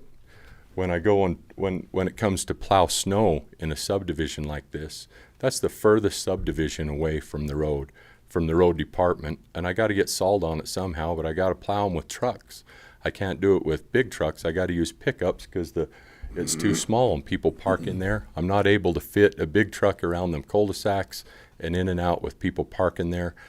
And then when you do, it takes up the landscape that's right in the road that's in our right of way anyways, and then they call and yell at me. I think and especially the 100-foot ones with the medians with the planters in the middle, how are you supposed to plow around that with a big truck? How are you supposed to mitigate that? And I get that it's their property and they can, I totally agree with private property rights. You should be able to do what you can on your private property. This was set up for A20. We're set up for A20 to protect Three Peaks, to protect the water situation out there. I'm just telling you that you'll say to me, well, they'll sue us if we don't do it. We're going to pay it in mitigation anyway. We're going to have to figure it out and pay it in mitigation anyway. The money's going to have to go out. We might as well just say we're protecting our park. That's why Los Angeles isn't in Jackson Hole. You can't have that much density in a place people go to. And I'm like Ken. If there's no people be walking their dogs and stuff up and down there, and then people come with their rock crawlers, four-wheelers, whatever it is, to Three Peaks. They were going too fast, and I hear it all the time. I live on that road. They're not going too fast, but you're going to hear that. You're going to hear that So you over talk and about over. grubbing and bringing prairie dogs. Yeah, Don't as they soon just as you grub it, don't prairie they just dogs will grub- be there. Don't they just grub what they're gonna develop? Yeah, they'll grub the whole thing. We're going The to whole 140 acres? We'll go look at the one on Holyoke Lane. the Berry Farm. It's all grubbed. They took the whole thing down. They do it in sections, but it's gone, right? The house there'll either be a house, lawn. They got to grub the whole thing. They're not going to leave sagebrush up. Well, they're not gonna develop the whole 142 acres at once, right? No, but it'll still happen. You can see it, historically it happens over and over and over with prairie dogs. I don't know of a subdivision that it hasn't. They like the soft dirt and the line of sight. Yep. Yeah. Once that sagebrush is gone, they'll dig a hole. There's never been a prairie dog over there in my 30 years of living there, but there will be. And now it'll impact all the farmers and ranchers around there. I think it's a bad idea. Just, if we got to figure out a way to slow all this down, in my opinion, because if it snowed tomorrow, the school buses wouldn't get to the school on time. Based on I don't have enough guys or snowplows to get to there, right? I just don't, and we need to slow this whole thing down until that capital facility management plan comes and start thinking ahead of this. Where are we going with this? Where's our water coming from? I'm born and raised in Cedar City my whole life. My grandparents on both sides walked in here when Brigham Young said walk in here, right? And we need a capital facility management plan because I've already bought my snowplow. Every time there's a new subdivision like this, then the residents that lived here their whole entire lives got to buy another snowplow. So everybody that comes in gets part of theirs paid by everybody else that's here. We need to figure out what kind of impact fees that we can do to make this right so that the people that have lived here forever aren't buying 10 snowplows. I already bought my cop car. Ken has a cop car. I've already been there, done that. And we need to get ahead of this because it's just getting worse and worse and worse. And pretty soon we're not going to be able to afford what we have. The water, you and I have talked about the water, Paul. Do they have water rights? They must have water, right? They're bringing water? They have water, but it's not wet. I'm going to have to pay for their well to be sunk or whatever, right? It's not in a tank. It's not ready to go. They have water rights, but then who pays for the drilling and the tank? And everybody does. And I just don't think it's right that we can just say, oh, we're going to just keep developing. We got to start thinking about this ahead because we're losing. We're losing every day we let a development come in. We lose it more and more. And this one's too close to Three Peaks. We'll spend it in mitigation somehow, right? I just disagree with this one. I think we need to keep the development closer to town.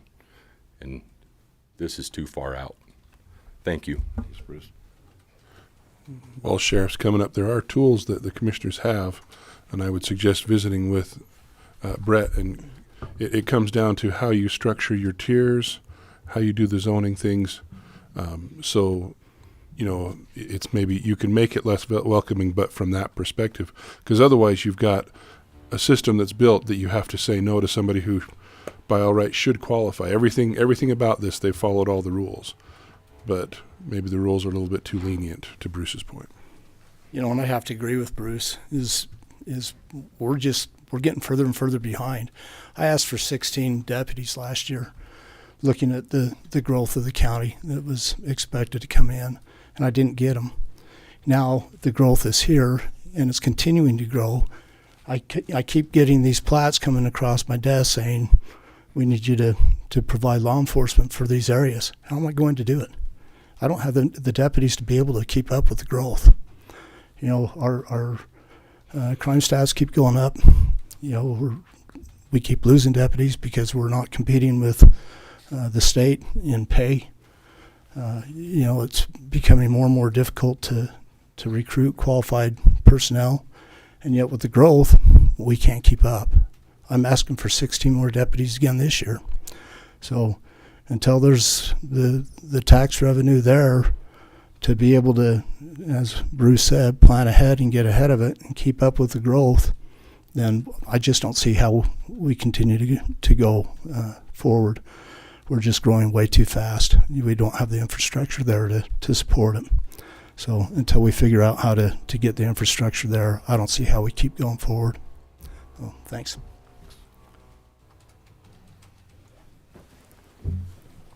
Any other comments? Seeing none, we'll close the public hearing and discuss this. On one side, I'm answering a text in regards to the wheelies in the donuts in the parking lot real quick. Okay.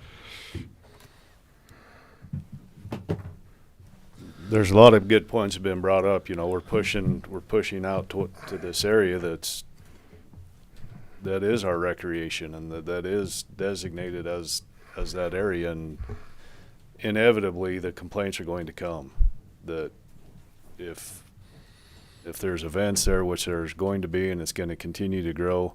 This weekend we're going to have the state finals of the mountain bike event. Maria said they're planning on 3,500 contestants, not family, grandma, everybody else. This is 3,500 contestants, and so that area is going to be inundated. And the residents in that area are already burdening that with you know, the open space that's already there. So if that continues to be developed and put homes into that area, that the complaints are just going to continue to grow. I agree. I think in this particular situation, I mean, John probably hit the nail on the head. Current policies, regulations, and everything else, they've met it. You know, to respect, I mean, basically the rule of law. I don't see any other recourse or any other solution, but I mean, to approve it, because that's what the law says. The law says this is what they've had to do, this is what they've had to meet, and they've met all of that by the letter of the law and by our own policies and our own ordinances. That's all I got to say. Has this been farm ground in the past or just sagebrush? It's brush ground.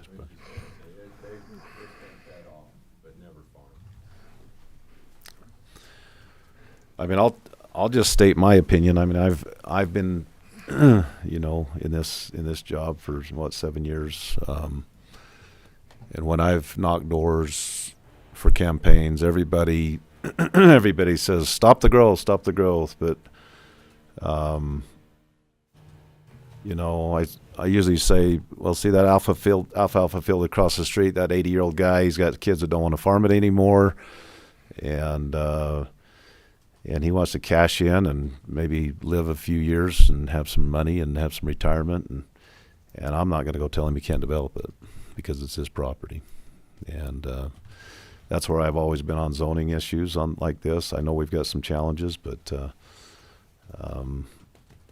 I'm 100% property rights, and you know, if people, I don't know, it's just tough because if I don't like the growth any more than we do, but I'm a transplant to Cedar City as of 45 years ago. I know a lot of you guys have lived here your whole lives, but I don't know.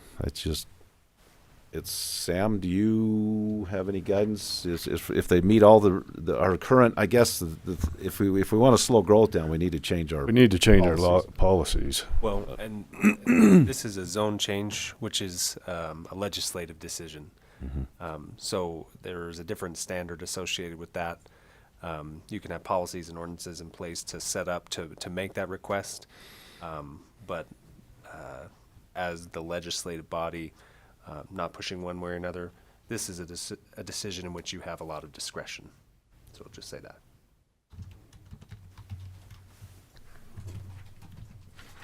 Okay.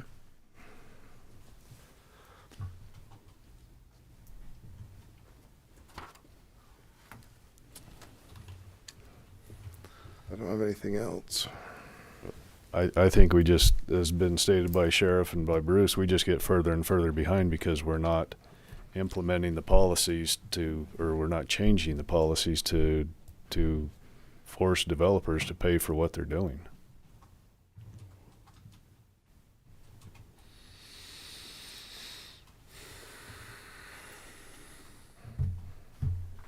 So, do we have a motion or we or not? I'd move for approval of proposed zone change ordinance 2025-9, the Aaron County zoning map, zone change from RA 20, rural agricultural 20 to R 1/2, residential 1/2 on approximately 141.25 acres located near 4400 West and 4400 North. Mike, did you mention the ordinance? Yes. Okay. 2025-9. Thank you. Sorry. Okay, I have a motion on the table. Do I have a second? Nope. I'll second that motion. So it's been moved and seconded. All in favor? Aye. Aye. And we have a no, so motion passes. Thank you. Appreciate the input. Number 2, public hearing discussion and possible approval of a proposed general plan amendment, ordinance 2025-10, tier change, tier 3 to tier 4, tier 4 to tier 2, and tier 2 to tier 4 for properties around the Bryan Head area. Properties generally located within sections 30 of Township 35 South. Well, let's just say as described in the agenda, so I don't have to read all that. And this is presented by Brett as well. All right, so this is kind of a two-part. We've got the general plan amendment first, and then subsequently there will be the zone change that accompanies it. So we'll take it two different processes. There are two different ordinances for it as well. So with this first one, again, with the history, obviously, is zoning came into place in the county around 1980. The tiers were established in 1995, kind of adjusted and modified in 2005 with Ordinance 205. And obviously we've got the septic density study that was done and referenced earlier in the day, when we were talking about subdivisions and that 5-acre lot minimum. So that plays into some of the proposed changes that are here for both the tiers and the zoning changes. So we'll just jump into that again. So just as a reminder, Tier 1 is all of those incorporated areas within the county. Tier 2 is everything just kind of outside of any incorporated area where there's anticipated growth within the next 20 years, give or take. Tier 3 is a little bit of an anomaly. There used to be actually a Tier 3 area in that Bryan Head area before it was annexed into Bryan Head. The Aspen Meadows area, and then everything else is Tier 4. So the vast majority of the county is within Tier 4 areas. In those Tier 4 areas, the minimum lot size is 20 acres. It's intended for rural development, for agriculture. So I think that kind of plays into the discussion that was had as far as, what are the policies today versus what do we want to see. I think when it comes to the tier boundaries and the zoning, I think those are things obviously that we would look at potentially to adjust, where we want to see growth occur and happen. So obviously this is, we've already gone through the Summit area, Newcastle, Parowan, Paragoona, now Bryan Head, and so we anticipate to see that in some of the other areas as well, Cedar, Enoch, to look at that as well. But today focus specifically around the Bryan Head area. So this shows the current Tier 2 boundary. So it's the large bold red line that outlines here. So the proposed change to that Tier 2 boundary, primarily obviously changing that Tier 2 boundary, this whole Aspen Meadows area was incorporated into Bryan Head Town. So some of the other adjustments are here in the north end. The boundary used to go a little bit higher. We're proposing to pull it back a little bit. We don't necessarily see growth happening in that area in the next 20 years or so, especially with all that could potentially occur there in Aspen Meadows and Green Valley Acres, Ski View Estates. There's a lot of potential growth, so we don't necessarily see it needing to happen in that area. So pulling back that Tier 2 area there. A small adjustment down here. There were some smaller lots that were excluded previously from that Tier 2 boundary, so pulling those into the Tier 2 area. And then lastly, down here at the south, this area here is within the Forest Service area, but that's also where Bryan Head Town currently has a lease agreement. That's where their Public Works yard is, where they keep all their equipment. So they're under current negotiations to potentially acquire that. So we felt like now was a good time to adjust that Tier 2 boundary to include that portion that could in the near future be within Bryan Head Town. So the large solid border around here, that is Bryan Head's annexation boundary. So essentially area that could potentially be within Bryan Head Town. It's obviously a much larger area, and the reason, again, why we didn't see the need to extend our tier 2 boundary. You've got a lot of Forest Service area, BLM land kind of around there as well. And again, we just don't see there being expansion very much beyond what they've newly annexed or within the potential areas here where there is development already. And what it potentially could take is just, some sewer and water infrastructure in there.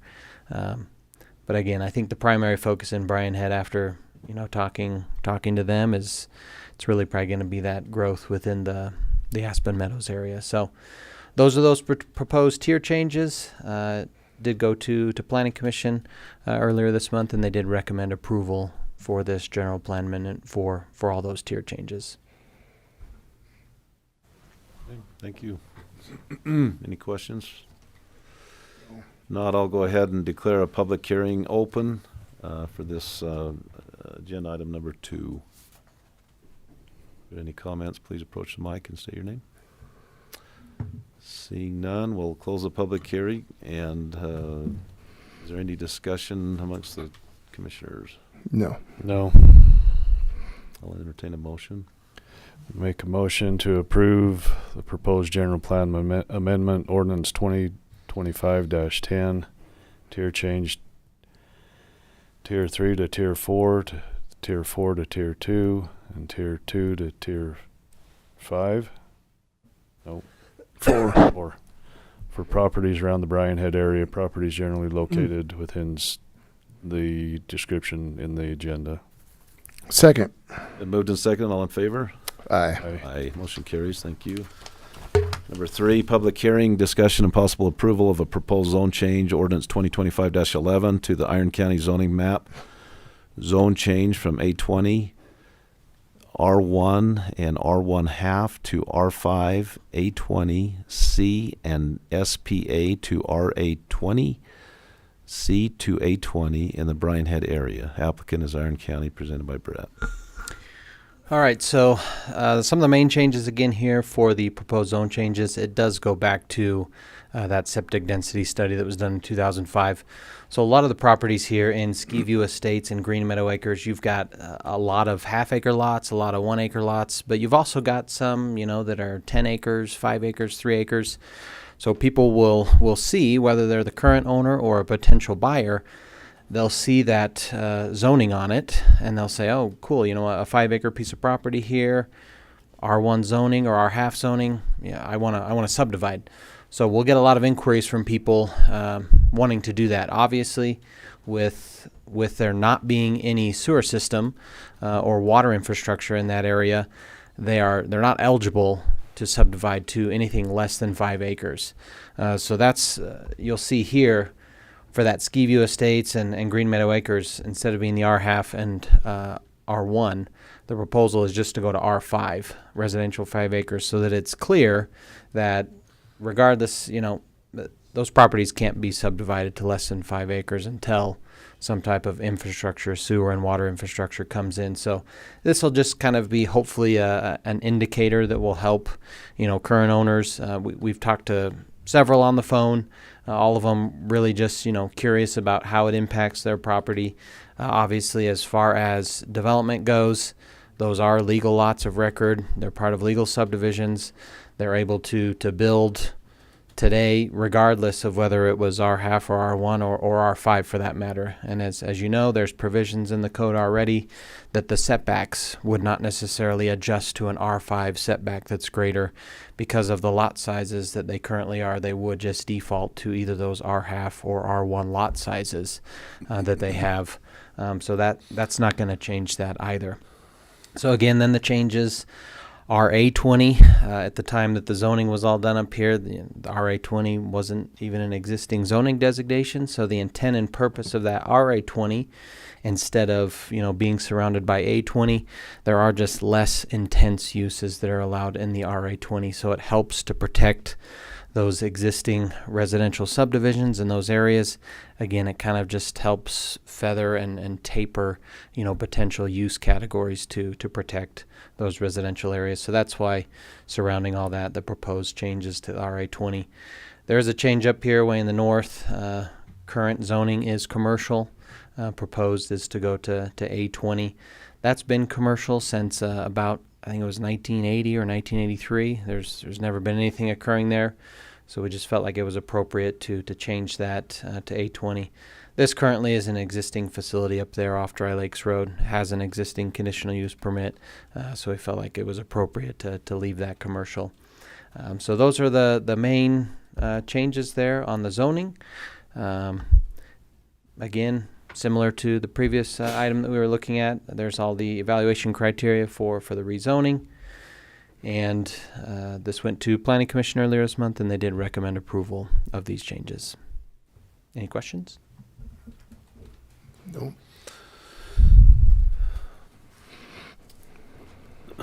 So we will the chair will declare a public hearing open for this agenda item number 3. If there's any comments? Seeing none, we'll close the public hearing and go to the commissioners for discussion and a motion. No discussion. I don't have any questions.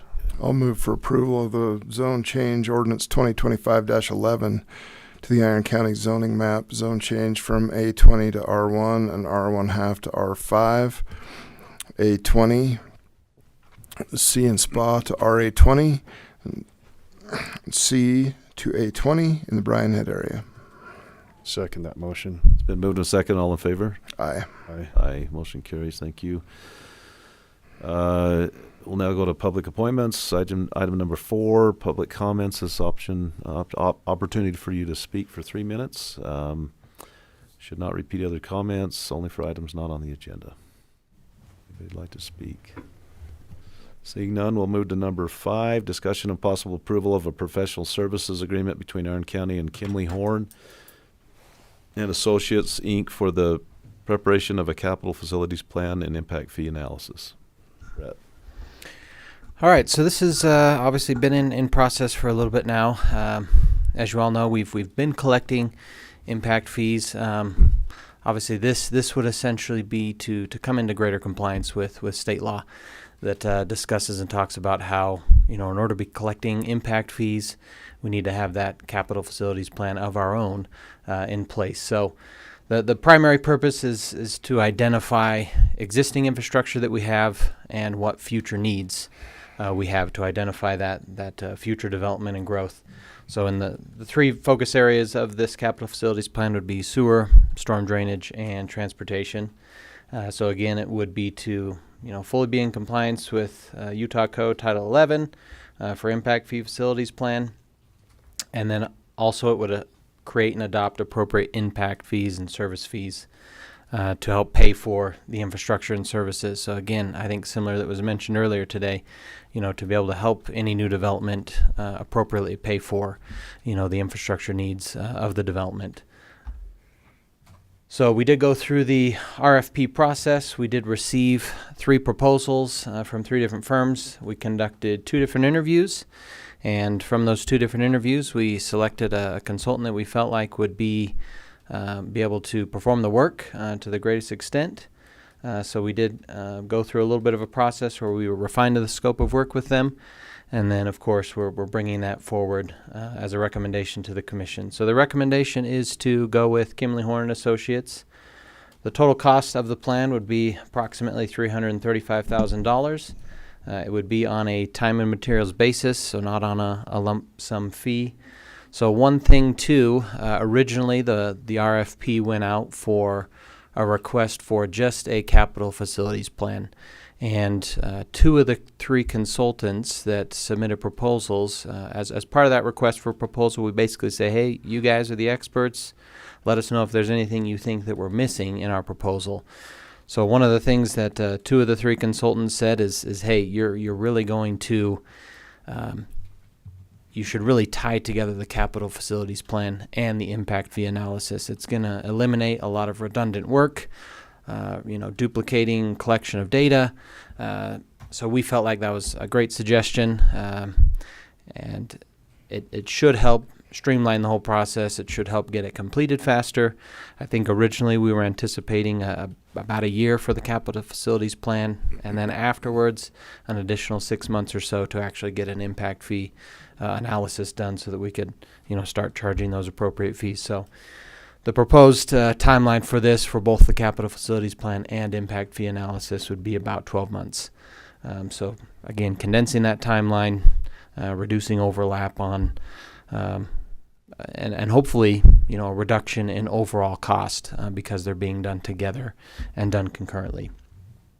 So these are kind of just a list of the primary deliverables that would be provided. So first one, a database of the existing facility inventory.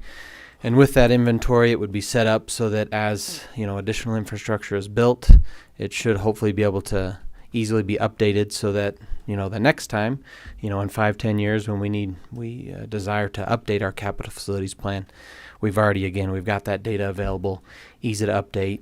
You don't have to restart the whole process. As part of one of the requirements for the capital facilities plan, you do have to establish a level of service and then project, based on different criteria, again, what those future needs are. Sewer infrastructure operations and management summary, short, medium, and long-term project list. So short would be within the next 5 years, medium about 10 years, and then long-term projects beyond that. It would provide cost estimates for the short-term projects, so anything within 5 years, and then it would have a project prioritization. So essentially that could also be based on various criteria, whether it's based on, what could provide the greatest good for the greatest amount of people. The criteria could be based on safety, which improvements are going to provide the greatest benefit for increased safety. So there's different ways to do that project prioritization, but that would be included as well. And then, of course, the capital facilities plan and impact fee assessment, and as well as user and service fee considerations and recommendations there. So I know that's kind of a quick summary of everything, but available for any questions that you have on all that. Luke, would the rollback, could this qualify for any of those funds? No, not the plan. Not the plan, okay. I attended the meeting the other day where we really digested this RFP versus the others. This one is very comprehensive. It's actually got elements of finance and engineering built into it that the others didn't. I believe this is just the most complete plan that's going to get us the best product in the end, really the best bang for our buck. If that's a fair analysis, Brett. We were going through everybody that was present really believes that this is the best way to go. It all made sense.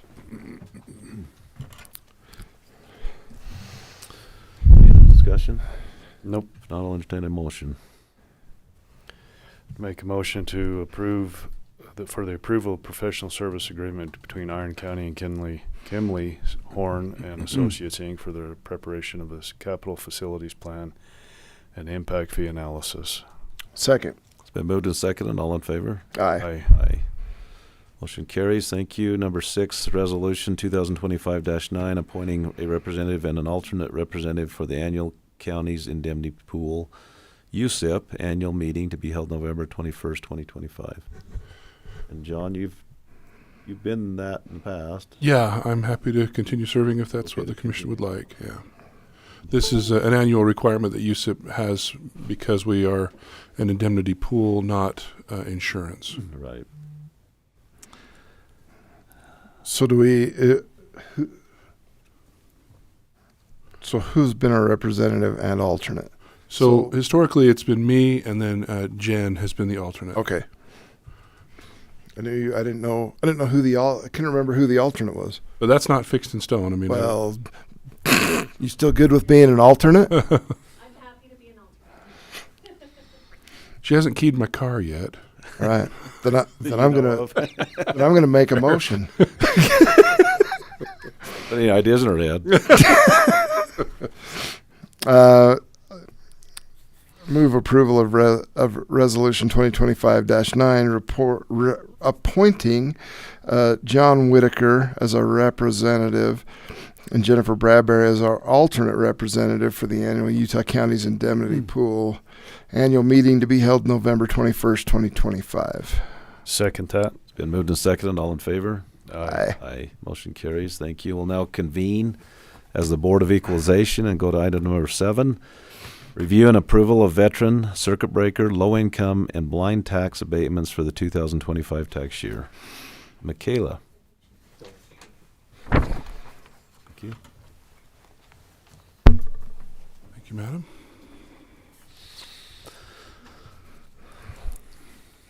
Okay, so basically we've done the majority of our abatements. Everything's been processed and pushed into the treasurer now.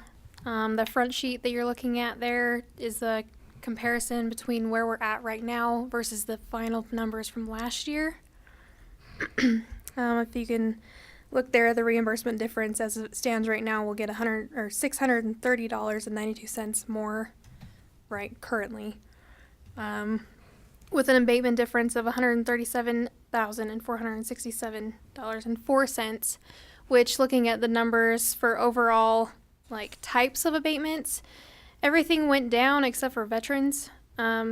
We had almost 100 more veterans this year added onto the program, and then, like I said, the circuit breakers went from 353 to 360, or from 365 to 353 this year. I do have a few more that have been turned in the last week or so to be entered, and I do, see a few more coming in before the end of the month, but that's where we're at right now. The next pages that you have just break it out by district, how much was abated per district. It tells you what kind. But yeah, those are the numbers for this year, for current year anyway. And I'll do this again in November so that we can see exactly where we end for the year. Great. Okay. Any questions? No. So we don't vote on this, we just sign it, right? Oh, approve it. We have to yes, do. approve it. I think you We have will. to vote. So we'll entertain the motion. Make a motion to approve for approval of veteran circuit breaker, low income, and blind tax abatements for 2025 tax year. Second. Then moved and seconded. All in favor? Aye. Aye. Motion carries. Well, we're signing that. We'll go to number 8. Review and a possible approval of the Board of Equalization hearing officer recommendations for the 2025 tax year. Carrie. Thank you.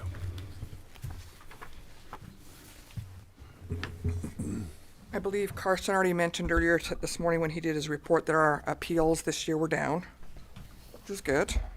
The first report in front of you is the master log that is generated out of our software record Eagle for our tax and recording software for Iron County.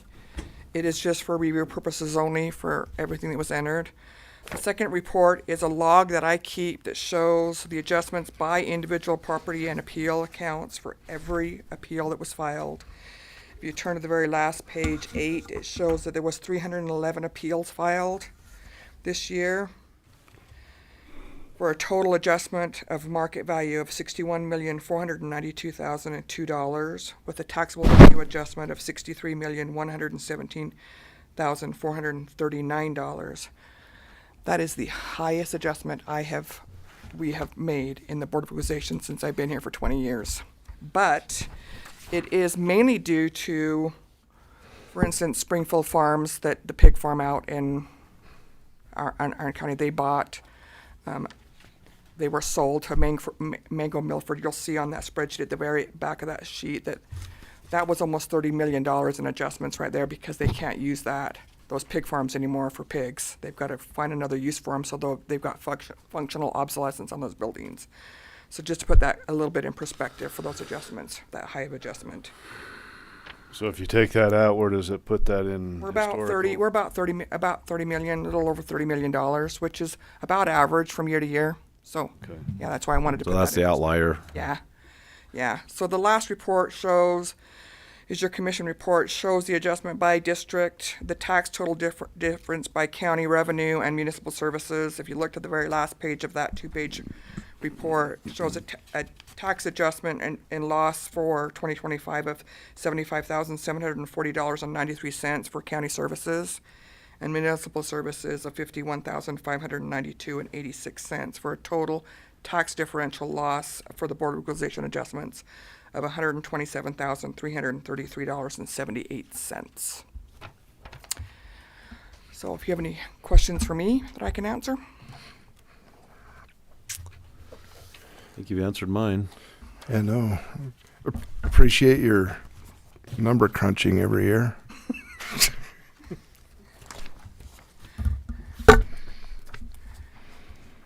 And a motion for approval? All right, I would move to approve the Board of Equalization hearing officer recommendations for the 2025 tax year. Second that.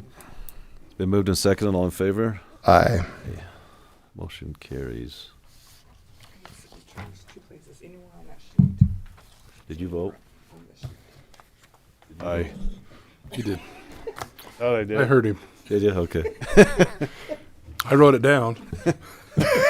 Sign anywhere on this sheet. We can Anywhere check the here? tape. Yep, anywhere. Mm-hmm. On this one too.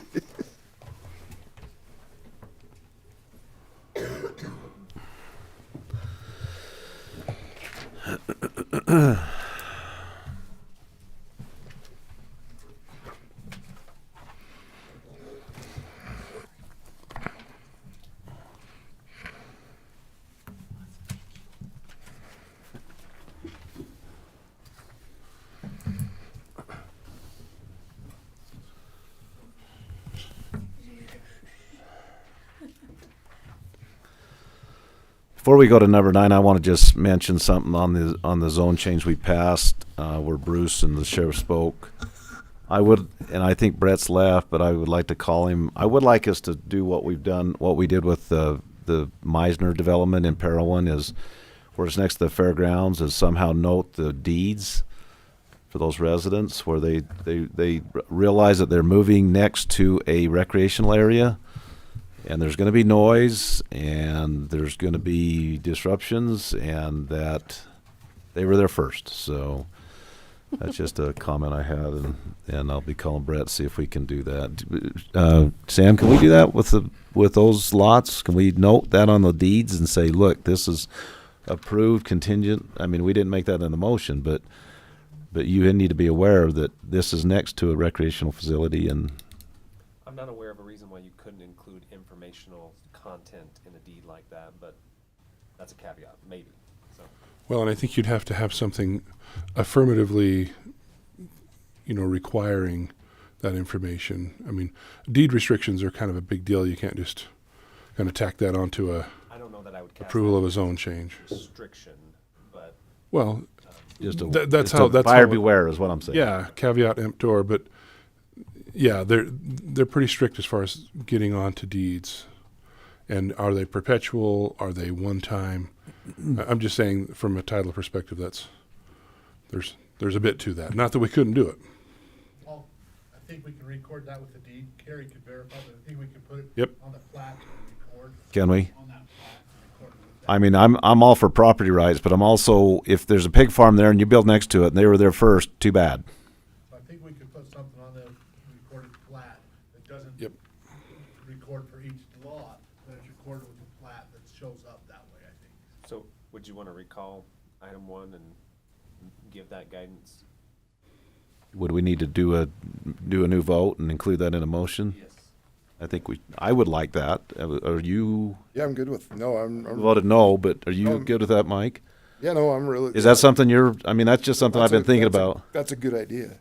Because I just see that, I mean, some points were made where there's going to be mountain bike races and motorcycles and rock crawlers, and I don't want Kids to have having bonfires and Yep. kids shooting and Yep. everything that's going to go on out there. I just want to make it very clear and so neighborhood. we could note that on the plat. I think so. So So Don't can call we? Ken Carpenter when there's a bonfire at Three Peaks. So if we can go back to what agenda item was that? Agenda item number 1. Number 1. Okay, so we're gonna reopen number 1 and I'll entertain a new motion for that, if that's the appropriate way to do it. Yeah, I'm trying to figure out how to word that. Sammy, would you help a brother out? Sure. It might make sense to say, I'll reassert my prior motion, but with the additional guidance that county staff be directed to include informational or advisory content on the plat or other recorded documents to notify property owners of the proximity to recreational property. I would also, if you can do that, I would say recreational and agricultural. Yeah. You writing that down that quick, Mike? Well, I got the highlights. Okay. I would like to reiterate my motion of approval on agenda item number 1, with the addition that the county staff be directed to include informational and advisory content on the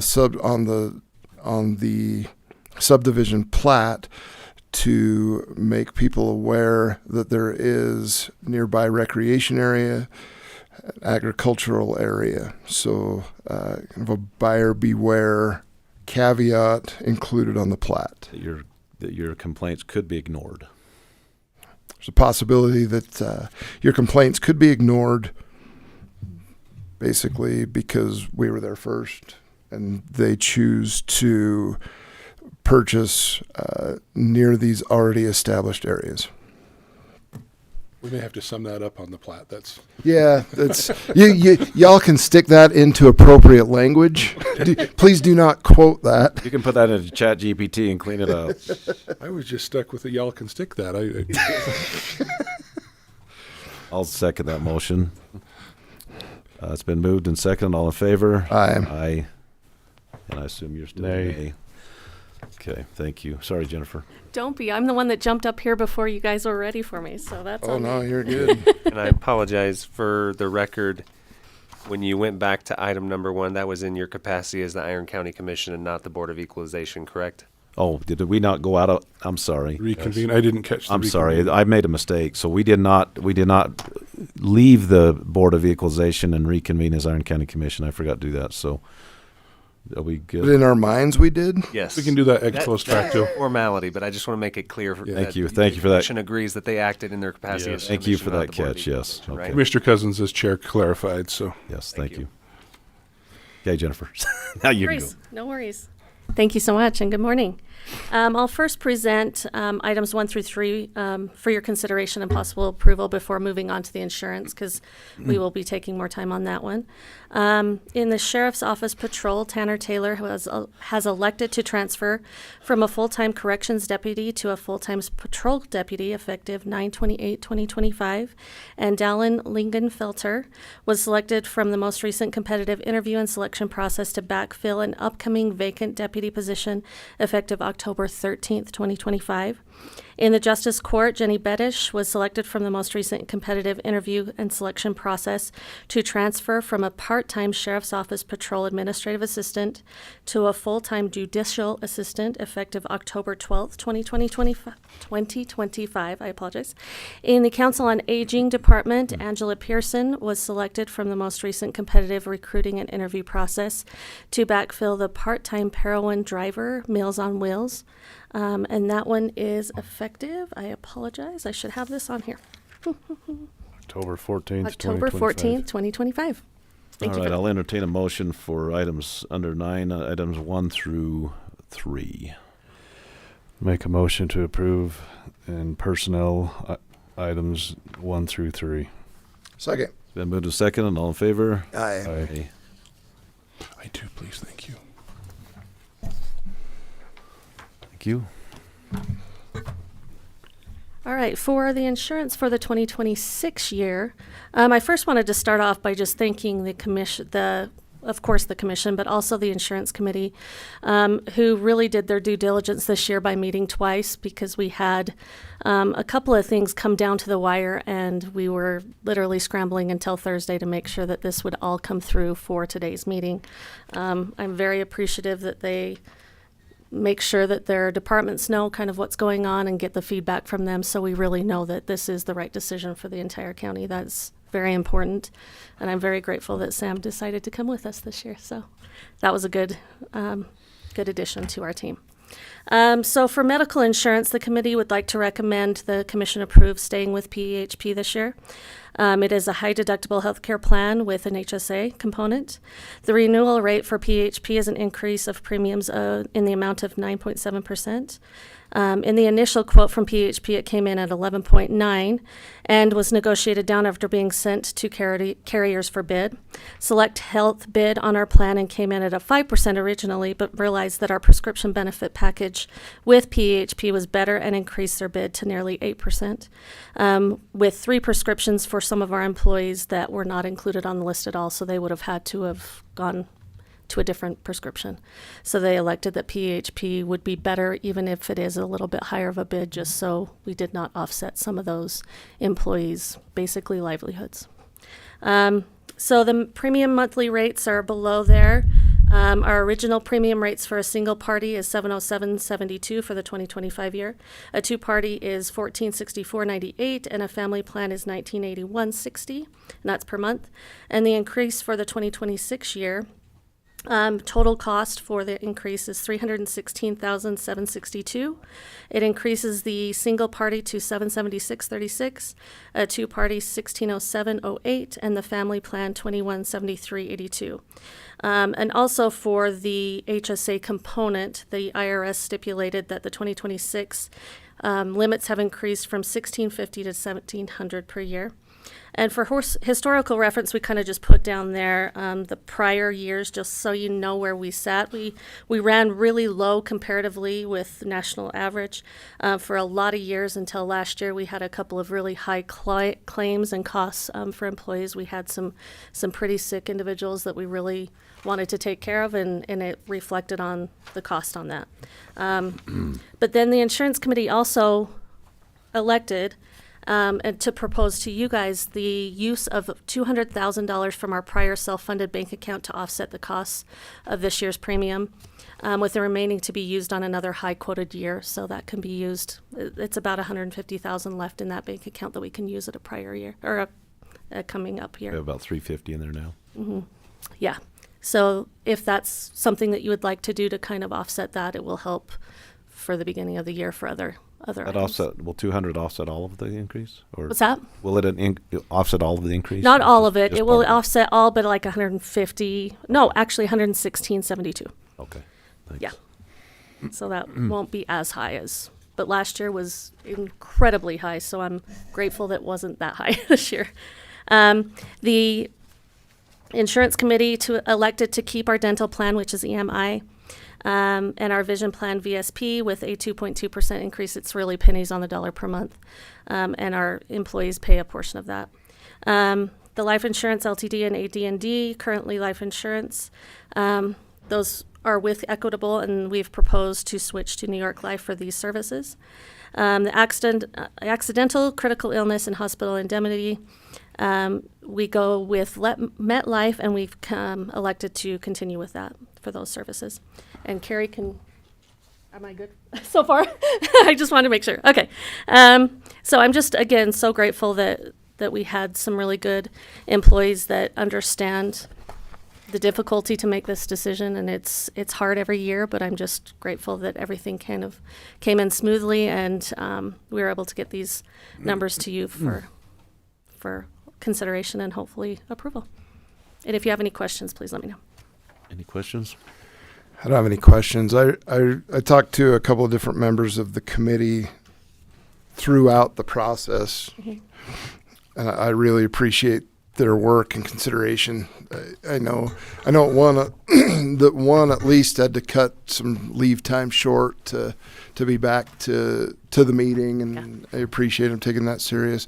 Also, I'm glad that we had that little reserve, and I think it's a really good idea to leave some in that reserve in case we come up against this. Definitely. Really, that $116,000 increase is minimal from what it really could be. Very true. And I'm grateful for their work and bringing that to us. That's really helpful to me, at least, not to have to digest all of this A lot.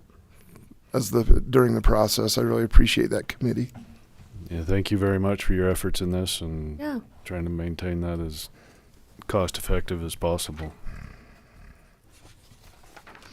I'll entertain a motion for item number 4 under 9. So I'll move for approval of item number 4A, prescription. Good night. I move for approval of employee insurance benefits package for the 2026 plan year as presented by Jennifer and recommended by our insurance committee. Second that motion. It's been moved and seconded. All in favor? Aye. Aye. Motion carries. Thank you, Jennifer. Thank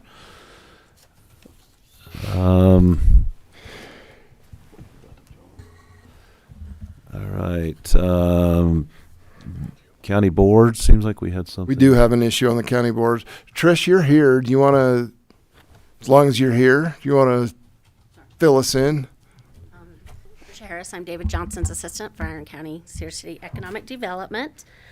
So for the Iron County Economic Advisory Board, we have Mike Blake sitting on that. We have to have a county representative on the board, but it can't be Mike, we found out, because because he's a county commissioner and he has to approve this stuff. So we were proposing Luke Little on that board. So that's why we are here, is just to find out if we can make that switch. Is there going to be any other conflicts because Luke's an employee? No, really the An conflict. elected employee. And this hasn't been a conflict. They kind of changed the rules this year. So there's some grant funding and stuff that comes through GOEO, the Governor's Office of Economic Opportunity. It's a technicality because this is again an advisory board that makes recommendation to the commission for approval. Now there's a problem with me being on that board and making that recommendation to myself to approve it. Basically, what this is going to do is get me out of a meeting and sucker Luke into a meeting. No, there's not going to be any conflict, or I think It has to be somebody in the county, so. Oh, okay. Has to be a county I think you official. probably owe Luke a Mountain Dew or something. Well, yeah. It's a pretty painless assignment. I mean, there's some work to it at grant time, but it's really a cool process to be involved in and get to know some, local small business, and it's just a really good group. It's not going to change my responsibilities with economic development, and it'll just be that one meeting that Luke will have to go to instead of me. So, So do we need to vote on that, or is it? Yeah.